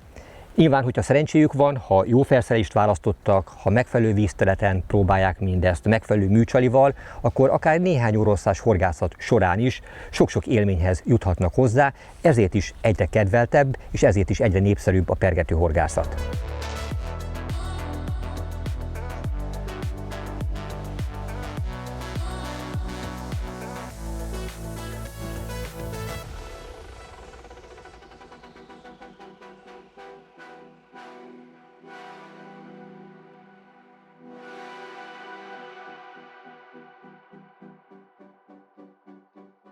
A legfogósabb műcsalim megsérült, egy horga a horogtartóval együtt oda lett, nem tudom, hogy mikor törött le, vagy rávágás közben. 2 koppintást éreztem, úgy néz ki, elfáradt, de ez az egy horog is elég volt ahhoz, hogy megfogja ezt a újabb szép pávasügeret. Milyen pompás ragadozó, nem lehet betelni ezekkel a szép halakkal. Amióta a Kájvó botgyártó céggel együtt dolgozunk, új lehetőségek kapui nyíltak meg számunkra, és nem csak kiváló minőségű pontyozó és féderhorgászbotokat tudnak nekünk gyártani, hanem harcsázó, illetve pergetőhorgászbotokat is. Több különböző pergetőhorgászboton dolgozunk most is aktívan, amelyek hamarosan majd forgalomba fognak kerülni. Ami a kezemben van, amely erre a túrára is elkísért engem, ez az utazó pergető horgászbotunk. Pontosabban elkísért ennek a kis testvére is, mert a kezemben látható változat az 240 XH típus jelzésű, tehát 240 cm hosszúságú és extra heavy karakterisztikájú, míg a kis tesója az pedig medium heavy erősségű. Ugye jól látszik, hogy ezek dobósúly tartománya is eltér. A medium heavy változat 7-től 28 g-ig terjedő dobósúly tartománnyal, míg az erősebbik változat 30-tól 80 g-ig terjedő dobósúly tartománnyal rendelkezik. Mindkét horgászbot sajátossága, hogy összesen 5 részre lehet bontani. A szállítási hossza, ha jól emlékszem, 52 cm. Így ezáltal ez a horgászbot, mint ahogy korábban már látható is volt, akár az utazó bőröndömbe is könnyedén belehelyezhető, és bárhova magammal vihető. Tudom jól, a profi pergetőhorgászok számára csak is kizárólag az egyrészes pergetőbotok az igazi horgászbotok. Ezt végighallgattam már nem egy alkalommal, illetve amikor eldöntöttük azt, hogy forgalomba kerülnek a 3 és a 4 részes távdobó, pontyozó horgászbotjaink, amelyekkel akár 150-től 200 méterig terjedő dobásokat is ki lehet vitelezni, akkor egy csomóan elmondták, hogy ez mind-mind egy erőteljes dobás során el fog törni, kizárt, hogy ezt a fajta megerőltetést, ezt a fajta igénybevételt ezek tartósan bírják. Örömmel jelentem, hogy második éve Magyarországon ezek elérhetők, megvásárolhatók, sok ezer ember lepte már meg magát ezekkel a kiváló horgászbotokkal, és nagyon minimális az a probléma vagy törés, amellyel szembesültünk. Szóval a Kayvóval való együttműködés során csomó dolgot újra kellett értékelnünk, hiszen megmutatták azt, hogy egy kiváló gyártás technológiával, a legjobb minőségű Toray T1100G M40X karbon alapanyag felhasználásával némi túlzással törhetetlen horgászbotokat képesek gyártani. És itt hozzá kell tennem már is sietve, hogy ez nem jelenti azt, hogy ezeket nem lehet eltörni, hiszen a más nem, akkor a térdemen el fogom tudni törni, ha kocsiajtózóra csukom, akkor is el fogom tudni törni, vagy akár, ha nagyobb tömegű végszeléket helyezek rá, vagy műcsalit a botra, mint amennyit az elbír, akkor is el fogom tudni törni. De rendeltetésszerű használat mellett ezek a botok tényleg szinte törhetetlenek, ugyanakkor rendkívül rugalmasak, könnyűek és erősek.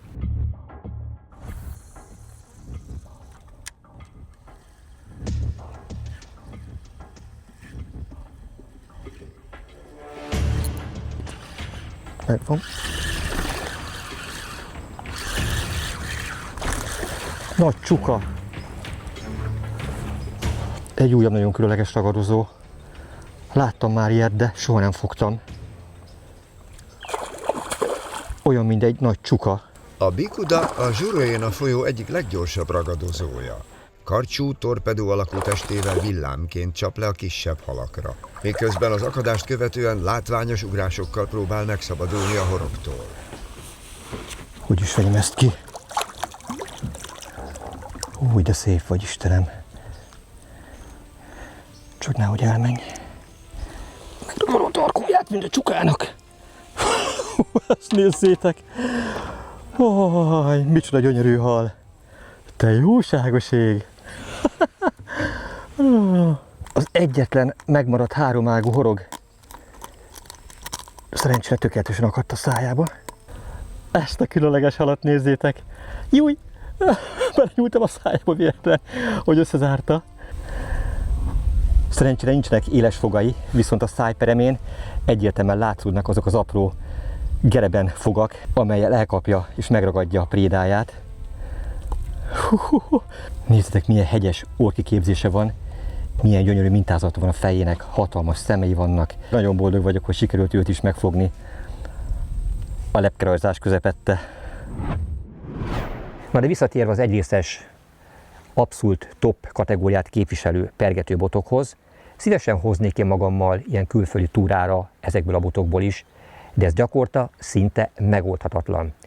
Illetve, hogyha egy külön bot szállító csőbe kell belehelyezni a horgászbotokat, azok gyakorta olyan extra költséget generálnak, hogy kifizetem a horgászbot és orsó árának a dupláját az oda-visszaszállítás során. És ezt a megoldást valószínűleg azok is preferálni fogják, akik mondjuk családdal utaznak együtt egy hosszú hétvégére, vagy akár távolabbi helyekre, és eddig nagyon nehezen volt megoldható az, hogy egy minőségi, megbízható horgászfelszerelést kis helyen magukkal tudjanak vinni. Ja, és még nem láttátok azt, hogy ezek a botok milyen formában kerülnek majd forgalomba. Egy nagyon igényes hardcase, egy ilyen törhetetlen szállító dobozban, egy hozzá tökéletesen passzoló orsóval adjuk majd szedben. Ahogy ezek a horgászbotok majd megérkeznek, természetesen minden közösségi oldalunkon még több információt fogunk ezekről majd megosztani, illetve ahogy a többi pergetőbot is elkészült, be fogjuk azokat is majd részletesen mutatni. De most folytatom a horgászatot. My friend, honey, come. Hihetetlen jó ez az ember. Nem beszéljük egymás nyelvét, de mégis mindent megértünk, igaz? A horgászat világnyelv. Oké? Go fishing. Let's go fishing. Tud 10 szót angolul, ennyi pont elég. Én meg tudok 3-at brazilul vagy portugálul. Ez már 13 szó, és ezzel meg vagyunk.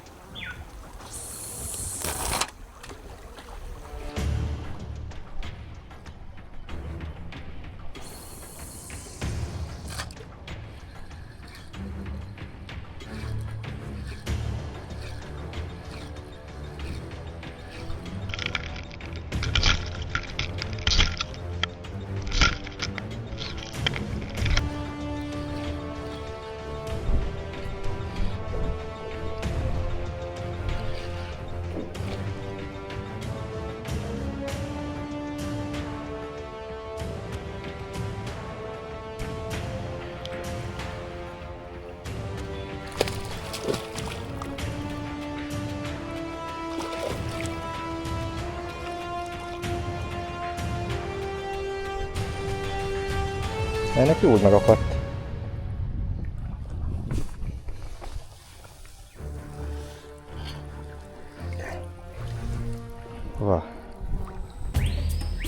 A Juruena folyó mentén húzódó őserdő a föld egyik leggazdagabb élővilágú területe. A fák lombkoronájában majmok mozognak ágról ágra, miközben a levegőt színes madarak hangjai töltik meg.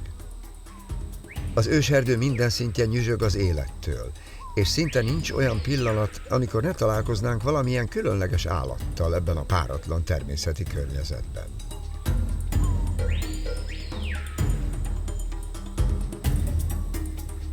Kevés látvány szimbolizálja jobban Amazóniát, mint a vörös arák.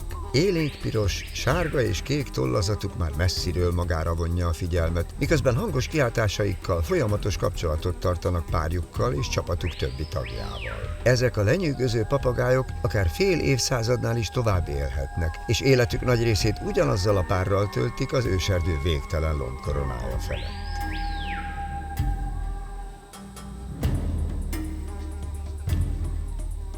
A folyóparti fák között gyakran megpillanthatók a jellegzetes hatalmas csőrű tukánok is, amelyek gyümölcsökkel táplálkozva járják az erdőt.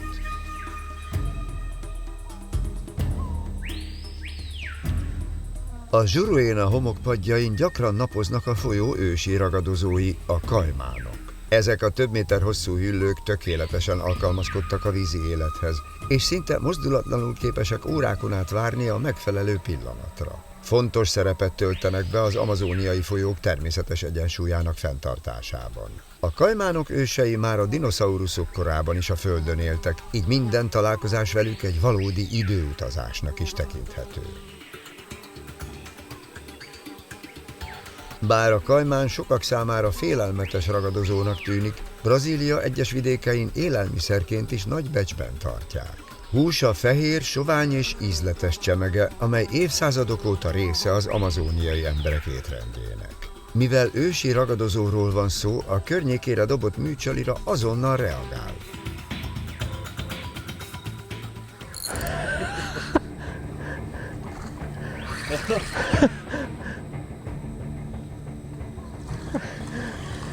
Kiköpte.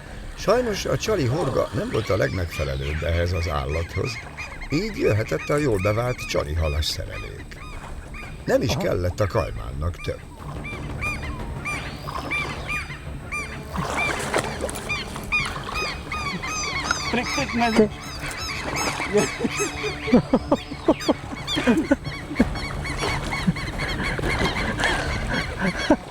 A műcsalit nem vette meg, de a halszletet igen.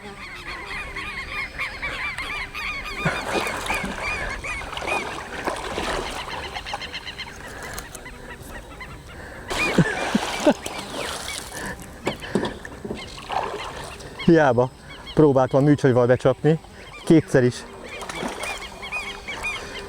megakasztottam, de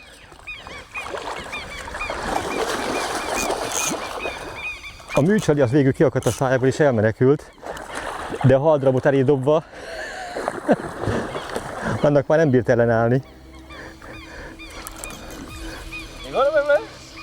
Ja, fogjuk meg.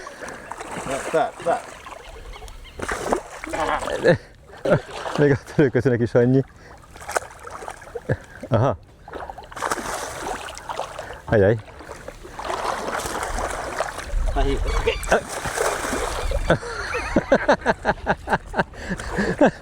Na oké, megvan a tarkója. Good. Olyanok vagyunk, mint a rossz gyerekek. Amit meglátunk, azt mindenáll meg akarjuk fogni. De érdekes bőre van neki. Nagyon különleges. Na, itt aztán vannak fogak. De aztán nem velem történik, nem hiszem el. Te jó ég. Hát ez aztán igazán különlegesen sikeredett ez a mai horgászat. Először a műcsarira kétszer rávágott, de nem akadta a kemény csontos pofájába, meg jól a horog. Utána aldarabbal felcsilizott horgot elédobva, nem volt kérdés, azonnal rávágott és megette.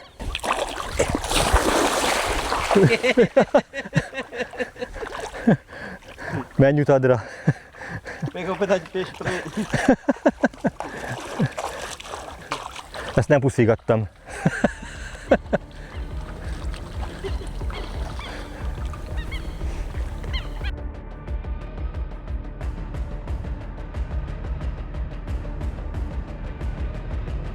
Egy vörös bőgő majom óvatosan halad az ágak között a csapatához. Ez a majomfaj az Amazonas egyik legismertebb emlőse, nem a méretével, hanem messzire hangzó kiáltásaival uralja az őserdőt.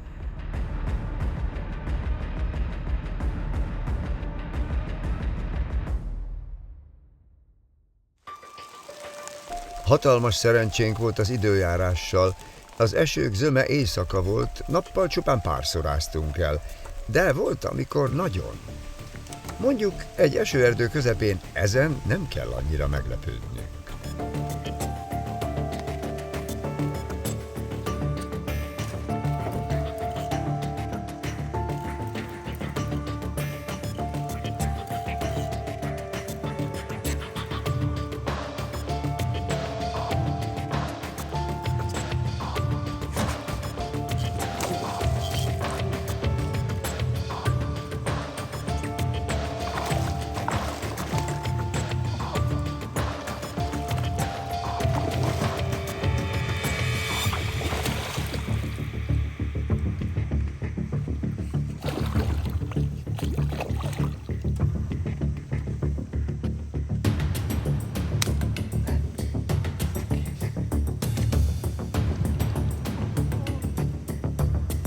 Ez a túra tele van meglepetésekkel.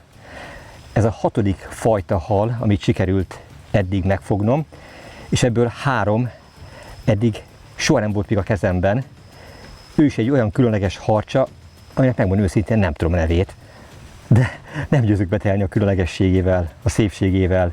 Nézzétek ezt a hatalmas hátúszót, amiből van egy ilyen sugaras, van egy ilyen érdekes bőrszerű, nem biztos jól mondom, de így elsőre úgy tűnik, nagyon szép a farokúszója, és nézzétek ezeket a hatalmas bajusz szálakat.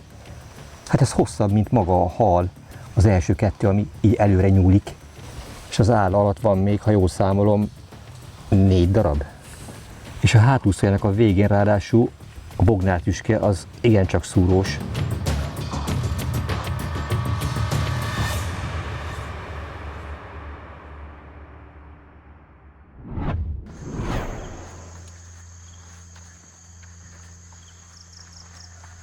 Az utolsó horgásznapunk is tartogatott bőven meglepetéseket. Méltóképp búcsúzik tőlünk a Juruena folyó.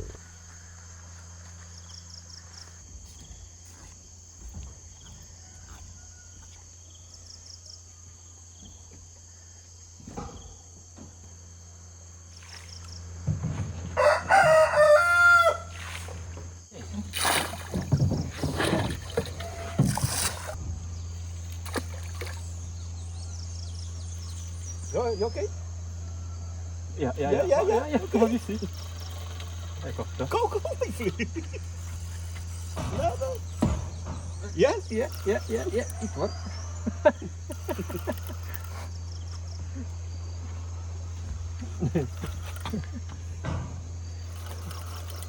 Ezek hozzá vannak ehhez szokni. Azt a mindenit. Oh. Oh, big. No, ez a jég? Hozzá vannak szokva ezek a halak ehhez, hogy megkapják a előzőnapi dögöt. Lehet nem is kell mennünk távolabb.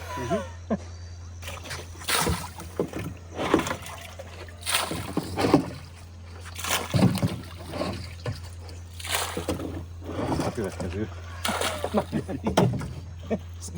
Yeah. Yes.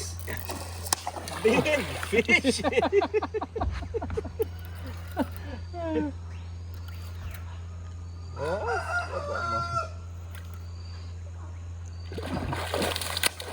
Oh. Ezek itt vannak a híd körül. Akkor reggel is szemregítéknek. Jég. Jégben. Oh, no. Wow. Ez is elment. Most már egyet meg kéne fogni. Big, my friend.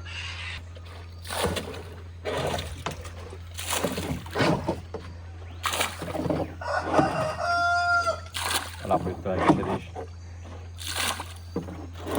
Ennyi volt meg. Oké. Itt a harmadik. Most már ezt megfogom.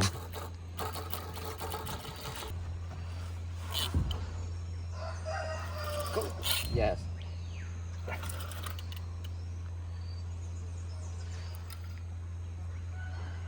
Joe! Joe? Joe! Yes, Joe. Itt a móló tövében Kapunyos trének. hozzászoktak ahhoz, hogy reggelente kimossák a csónakot, kidobják a dögöket a csónakból.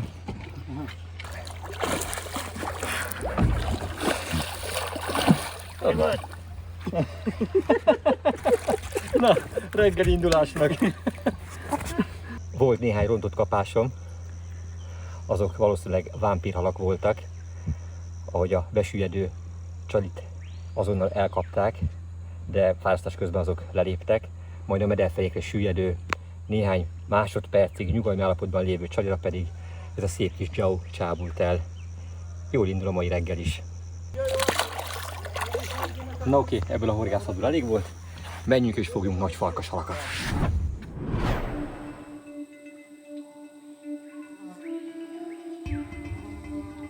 Több tucatnyi horgászhely, több száz hajóval megtett kilométer, és mégis azt érzi, tudja az ember, hogy csak ezrelékét látta az őt körülvevő csodának.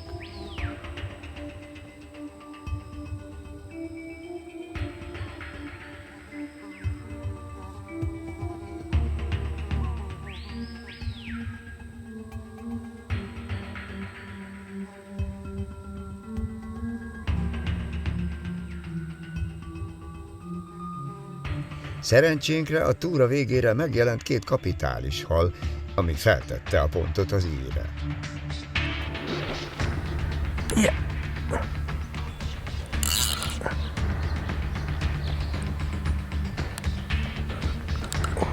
Meg van akadva. Stack! Ja, go. Oké.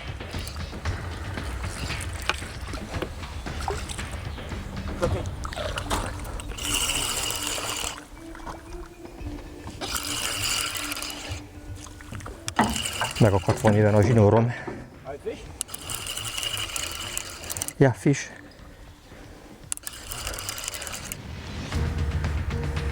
Hát még úgy érzem, hogy meg van akadva mindig. Vagy már nem. Vagy a hal nincs meg. Hí! Egy még nagyobb. Azt a mindenségit. Hú, mekkora benga farkashal. De jó ég! Itt a túra legnagyobb farkashala. Ó, te jóságos ég, mekkora vagy!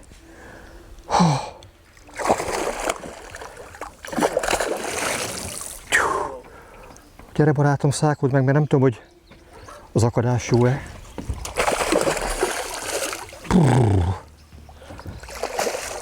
Ez nagy benga.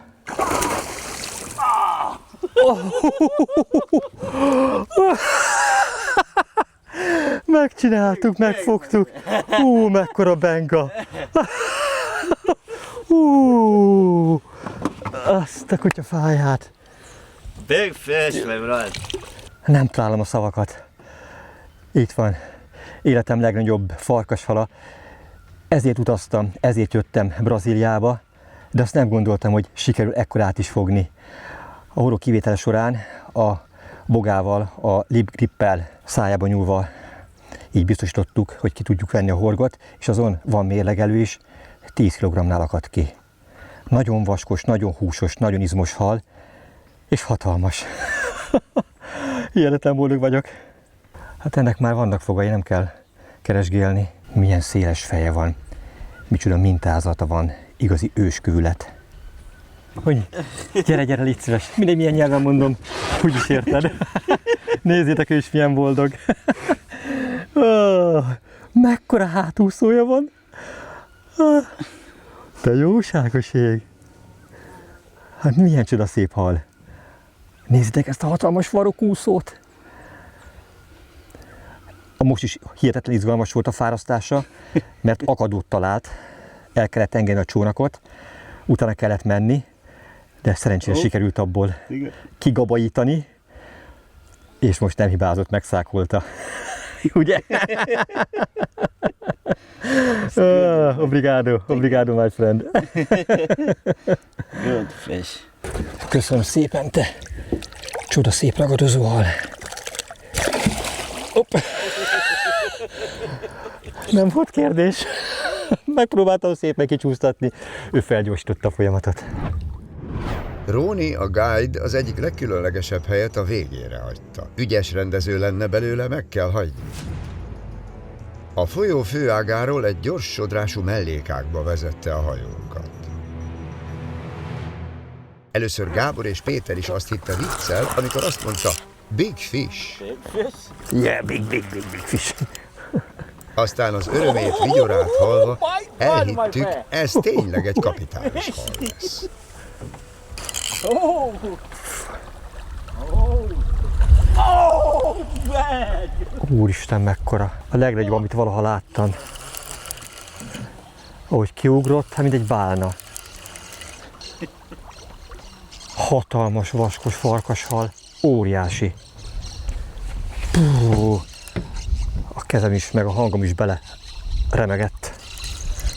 Nagyon különleges helyszínen álltunk meg.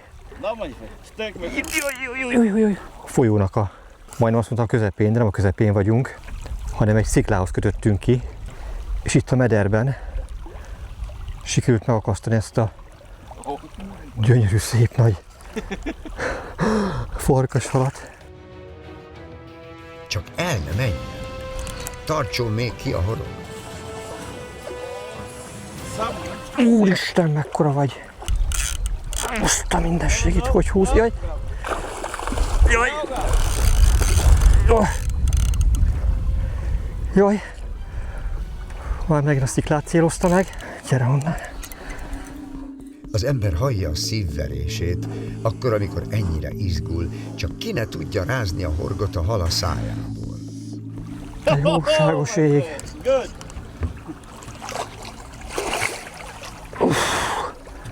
Viszont nagyon vékonyan van akadva. Gyere! Gyere, szákold meg! Ez az! Megvan!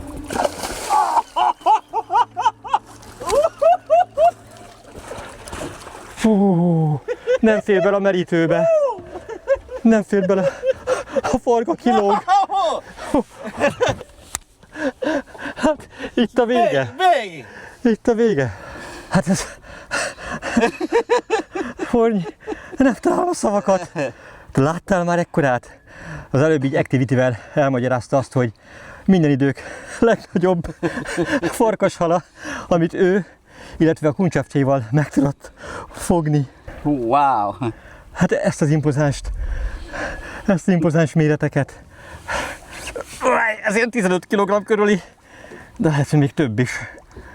Hihetetlen vaskos, nagyon erős, óriási úszókkal. Ilyen van. És van, itt van a kezünkben. Fish, my friend. Hú.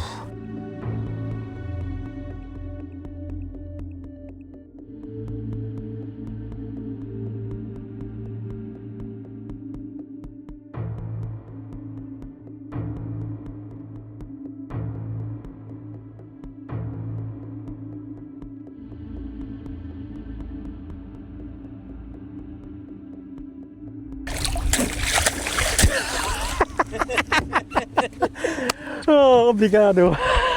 Amikor azt gondolt, hogy vége, Thank you, my friend. akkor kezdődik? Nem. Thank you. Ezt már lehetetlen fokozni. Wow. Ezt megdönteni, ettől jobbat fogni. Hát amikor még egyszer azt mondom, hogy ő maga magyarázta, hogy ekkorát még nem látott, és nem fogott, vagy fogatott. Obrigado. Thank you, my friend. Hihetetlen szerencsém van. Thank you. Köszönöm szépen. Takács Péter kollégám eddig csak a drón felvételeken volt a szemfüles nézők számára látható, de most itt ül mellettem, és hát együtt búcsúzunk el, együtt fejezzük be ezt a nem hétköznapi túrát.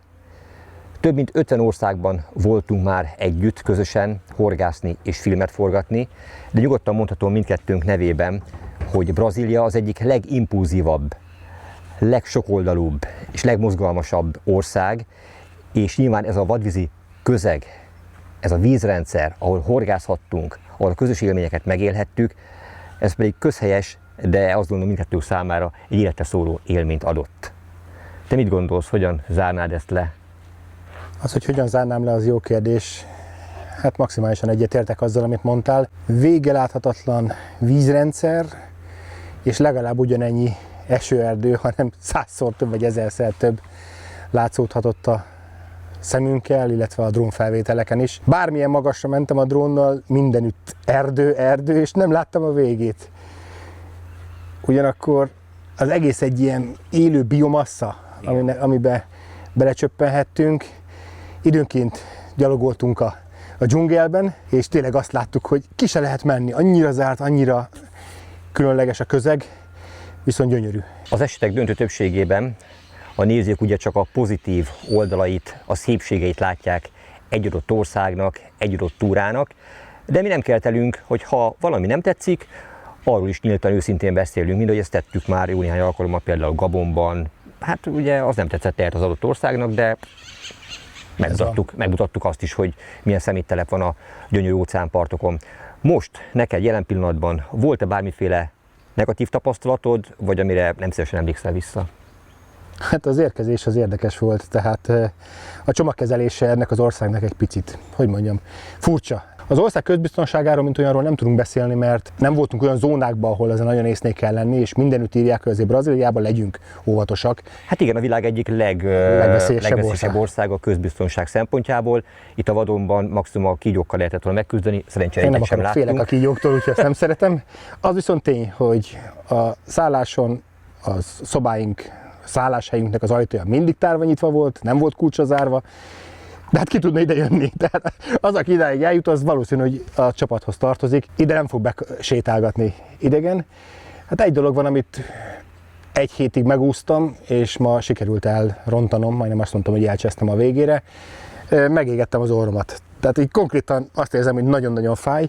Piros, igen. Mai nap elég sokat ültünk a csónakban, és vagy azért, mert túl sokszor néztem a kamerát, keresőjét, vagy annyira meleg volt, hogy bepárásodott a szemüvegem, és akkor sokszor lehúztam a maszkot, hogy megnézem a szemüvegemmel mi a helyzet, de az én hibám, hogy az arcomat azt konkrétan megégettem. Miközben az összes többi bőrfelületed az gond nélkül problémamentesen úszta meg. Ugye nem véletlen van mindkettőnkön ez a ruha, és nem azért, mert ráparancsoltam Péterre, hogy ezt fel kell venni. Felnőtt ember, jól felfogott érdeke, és saját tapasztalata az, hogy ez nem játék. És ugye persze ilyenkor jönnek a kommentelők, hogy ja, persze ott, ahol ti vagytok, ott nyilván erre szükség van, a trópusokon, a meleg éghajlaton, stb. Ott igen, megéghet a bőrötök, de velünk ilyen Magyarországon nem fordulhat elő. Nem, ez abszolút nem így van. Tehát már áprilisban, amikor harcsáztunk a Tiszán is, ott volt rajtunk az UV állóruházat, mert pillanatok alatt meg lehet égni. Tévhit az, hogy kell a D-vitamin. D-vitamin pár perc alatt be lehet gyűjteni. Egy reggeli normál napfény esetén is nem kell ahhoz pecsenyére sütni a testünket a tűző napon. Ráadásul az, aki esetleg bőrégésen esik át, bármelyik testrésze lehámlik, annak sajnos többszörösére nő a bőrrák kialakulásának az esélye. És mi horgászok, mivel ugye szabadtérben a napon végezzük ezt a fajta tevékenységünket, ezért különösen fontos, hogy figyeljünk arra, hogy a bőrünket, főleg, hogyha a déli legmelegebb időszakban is a vízen vagyunk, védjük. Gyakorta már az 50 faktoros, vagy már van 100 faktoros napte is nem elegendő, ledörzsölődik, leizzadod, lefolyik rólad, csak is kizárólag a mechanikai védelem tud 100%-os védelmet biztosítani, már ha használom. Hát használom. A kesztyű az itt van a zsebemben, csak mivel a kamerát kezelem, most levettem, de itt van nálam. Rajtam a kesztyű is rajtam van, majd mutatunk olyan kamerafelvételeket, amelyek során olyan ismerőseink, akik nem vették ezt komolyan, milyen égési sérüléseket szenvedtek, napégést, úgyhogy nem használták a kesztyűt. Rajtunk nevettek, hogy gyerekek, ne bóckodjatok már, minek kesztyű. Hát azért, mert látjátok a felvételeken, hogy lehet járni. Nagyon fontos, nem azt szeretnénk mondani, hogy ezt a ruhát vásároljátok meg. Szó nincs erről. Rengeteg fajtát lehet kapni. Mi, és főleg én, mivel az átlagostól érzékenyebb a bőröm, évek alatt kitapasztaltam, hogy melyek azok a legjobb minőségű UV-álló, itt hangsúlyos, UV-álló ruhák, amelyek garantált bőrvédelmet tudnak biztosítani. Hát te vagy a tesztalany. Hát magadat sütötted alapul. Mit mondtam, hogy milyen meleg van? Mondtam, hogy kellene pár nyers tojás, a hátunkon megsütnénk, mert annyira meleg van, a tükörtojást tudnánk sütni, olyan forróság volt, de kibírtuk tehát. Igen. És nem égtünk meg, kivéve az orrom. Hát igen, tehát hogyha ezt felhúzod, akkor teljes egészben véd az arcodat, miközben ugye kapsz levegőt, mert vannak légzőnyílások. Hogyha még ez kevés, akkor ugye itt van a csukja, a kapuszni rész, ezt is föl lehet venni, teljes egészben zárt, kesztyű van rajtam, és a nadrág is UV-álló, amely lecipzározható, rövid nadrágként is használható, de hát akkor funkcióját veszíti. Meg nem akartunk vízbe menni oda a kajmánok, mert nem tudom, mik vannak itt Így van, mellé. így van. Tehát természetesen a mi kínálatunkban is megtaláljátok ezeket az UV-álló ruhákat, de hogyha ez nem tetszik, vagy bármilyen más márkát választotok, tegyétek bátran. Egy a lényeg, vigyázzatok a bőrötökre, hogy sokáig élvezhessétek ezt a nagyszerű hobbit. Köszönöm szépen ezt az újabb kalandot. Nekem ez az 55. ország volt, ahol a lábamat betettem. Egy élmény volt, hogy itt lehettem. Aztán láttam az idei naptáradat, úgyhogy lesznek még különleges túrák, otthon is, Magyarországon, illetve külföldön szintén. Nagyon szépen köszönöm a munkádat, köszönöm, hogy végigcsináltad ezt velem újfent, folytatása következik. Sose legyen rosszabb. Utazásunkat ezúttal is az Adventure Fishing utazási iroda szervezte. Köszönet érte Pálfai Gábornak. Ha tetszett a film, lájkold és oszd meg horgászbarátaiddal.